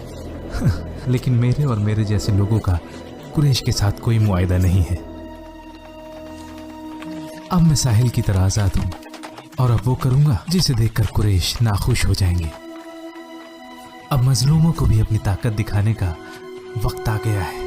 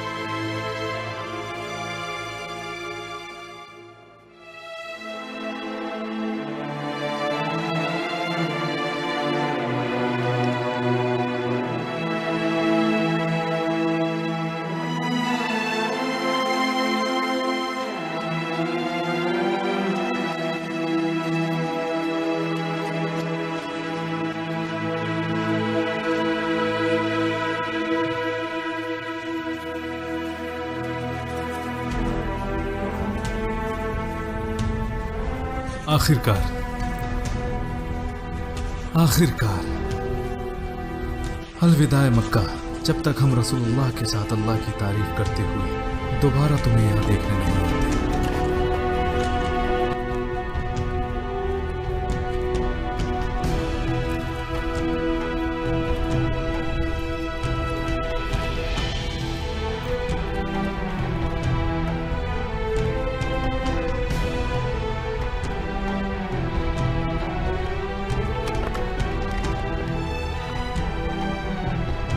السلام عليكم. أربعة رجال قادمون. بلى يا نبي، الذي يريدونه يا ترى؟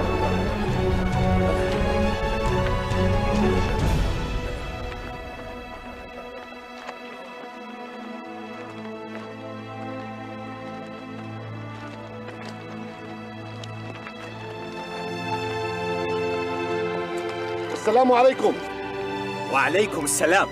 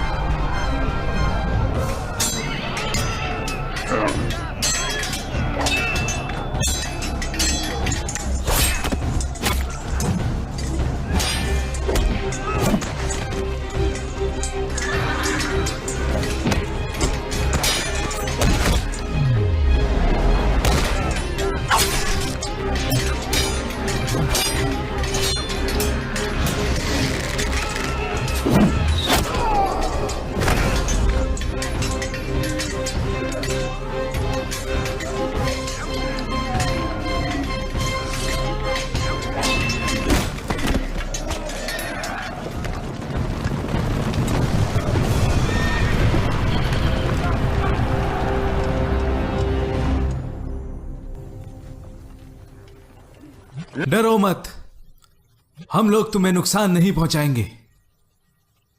हमारी जंग कुरैश के साथ है।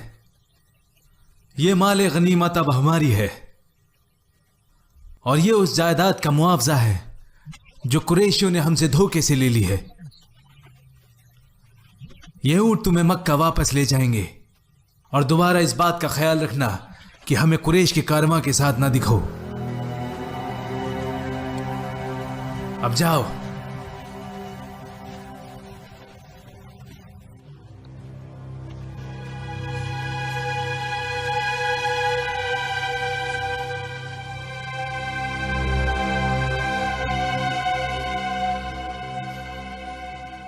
आपका बेटा अबा यजीद, आपका बेटा भी उनमें शामिल है। तुम मेरे बेटे पर ही क्यों इल्जाम लगाते हो? वहाँ और भी तो है। हाँ, लेकिन वो सुहेल इब्ने अम्र का बेटा है। और अल-वलीद इब्न अल-वलीद, खालिद का भाई, वयाश इब्न रबिया और सलामा इब्न हिशाम, इक्रिमा के चचा। क्या है बुरे चचा हैं? तुमने उन्हें आजाद ही क्यों किया? हमें तो लगा था जो शर्तें हमने मोहम्मद के साथ की है उससे हमें फायदा होगा। वो शर्त, हमें लगा कि इससे उन्हें नुकसान होगा। हमें लगा अबा यजीद ने अपने दिमाग का इस्तेमाल करके वो काम कर डाला जो आज तक कोई मोहम्मद के खिलाफ ना कर सका। मगर हमें क्या पता था कि वो शर्तें हमारे ही खिलाफ हो जाएंगी और अगर यही हाल रहा तो हमारा कारोबार बर्बाद हो जाएगा। वो कहेगा मैंने अपना वादा निभाया मगर ये लोग मेरे अख्तियार में नहीं हैं। हम खुद को क्यों जिम्मेदार ठहराते हैं? इससे बचने का कोई तो रास्ता होगा। क्यों ना फौज भेजकर उन्हें बंदी बना ले? तो क्या तुम भूतों से लड़ोगे? उन्हें कहाँ ढूंढोगे? वो तो परछाइयों की तरह है। जब तुम उन्हें ढूंढने जाते हो वो कहीं नहीं मिलते, मगर जब तुम उन्हें छोड़ देते हो तो वो किसी भी जगह किसी भी वक्त जाहिर हो जाते हैं। सुनो अबा यजीद, तुम्हारी वजह से हम इस हाल में हैं क्योंकि तुमने ही वो शर्त लगाई थी और अब तुम ही हमें इससे बाहर निकालो। ढूंढो कोई रास्ता।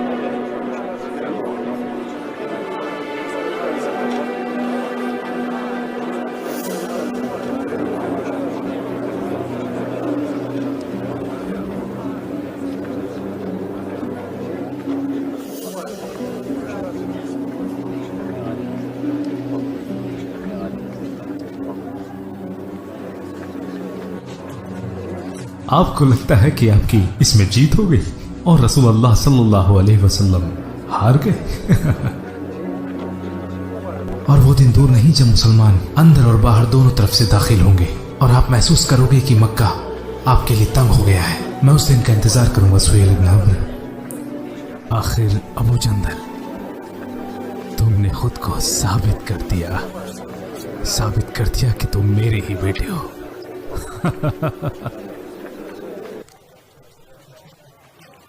तुम गम मनाने की जगह हंस रहे हो। अलवलीद मेरा भाई, मैंने कभी ना सोचा था कि वो इतना जाबाज निकलेगा। या वल्लाही मुझे उस पर शर्म आनी चाहिए थी, लेकिन मैं उस पर फख्र करता हूँ। मगर ये कैसे हो सकता है? होता है।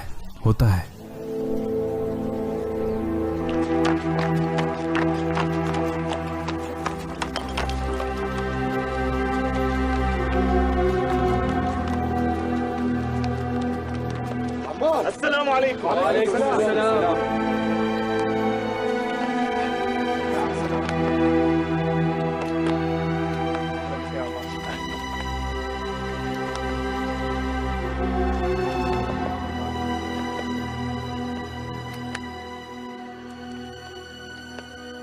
रसूल अल्लाह ने आपको सलाम भेजा है और मदीना आने का पैगाम भी दिया है, जहां आप लोग उनके साथ रहेंगे। कुरैशियों ने जो शर्त रसूल अल्लाह के सामने रखी थी, उसको हटा लेने की उन्होंने गुजारिश की है।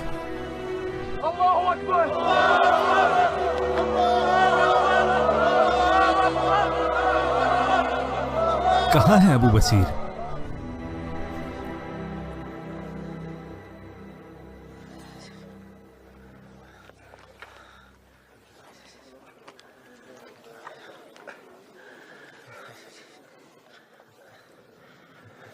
काफी दिनों से आपकी हालत ऐसी ही है।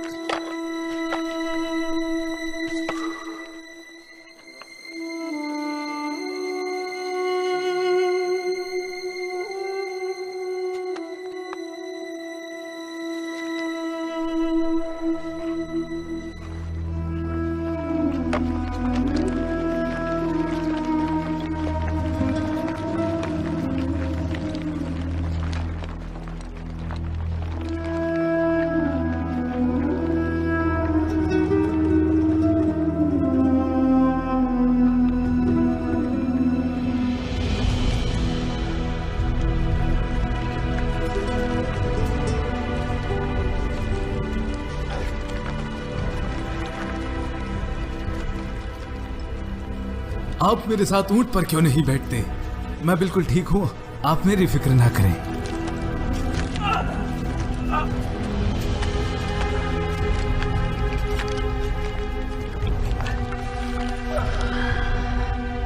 देखा, मैंने कहा था ना कि मेरे साथ ऊंट पर बैठ जाएं। आप ज्यादा दूर अब चल भी नहीं सकते। कुछ नहीं हुआ, बस मेरी उंगली से खून निकल रहा है। जो कुछ भी होता है वो अल्लाह की मर्जी से होता है। आप मेरा ऊंट ले लें, मुझे पकड़ के दिखाओ अगर कर सकते हो तो।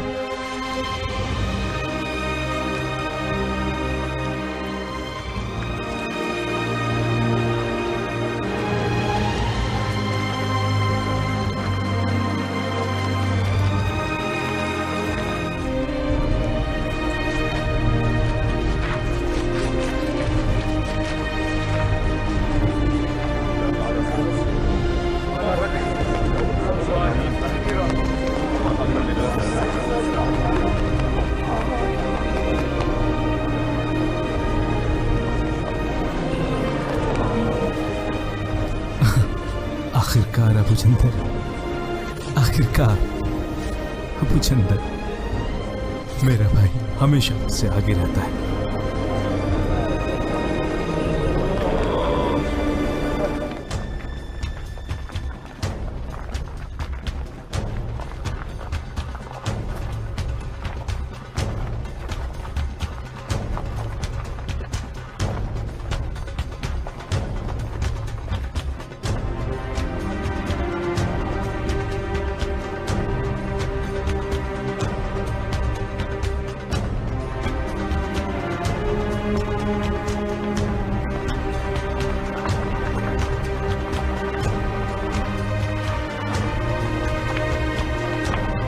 सारे बादशाहों को खतूत भेजे हैं, जबकि उनके साथ हमारा मामला अभी तक पूरी तरीके से किसी नतीजे पर नहीं पहुंचा। वो कोई ख्वाब देख रहा है।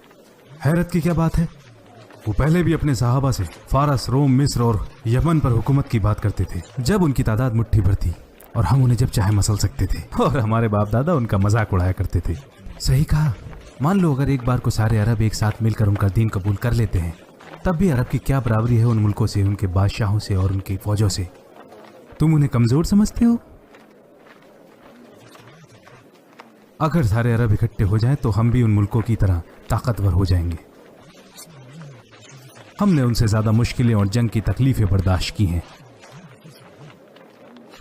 तुम अरब की जंगों का फारस और रोम की जंगों से कैसे मुकाबला कर सकते हो? अरबी फौजें अचानक हमला करती हैं, जबकि बड़े मुल्क अलग अलग निजाम है, तरतीब है और जंग का ऐसा साजो सामान है जो हम जानते तक नहीं है। अगर ये वाकई अल्लाह के नबी हैं तो जरूर ये दिन इनके जरिए सारे मुल्कों तक पहुंचेगा। अगर ये वाकई नबी होता तो अपने दुश्मनों को खत्म करने के लिए अपने रब से दुआ करता और खुदा उन मुश्किलों से निजात दिला देता। अगर वो वाकई ऐसी दुआ करते जैसा कि आपने कहा, तो अरब मुसलमान होने से पहले ही हलाक हो गया होता। तो क्या वो कभी कह सकते थे कि अल्लाह का दीन फैल रहा है और लोग उसमें दाखिल हो रहे हैं? और क्या अपने साथियों से ये कह सकते कि अल्लाह उन्हें फारस, रोम, मिस्र वगैरह की सल्तनत देगा?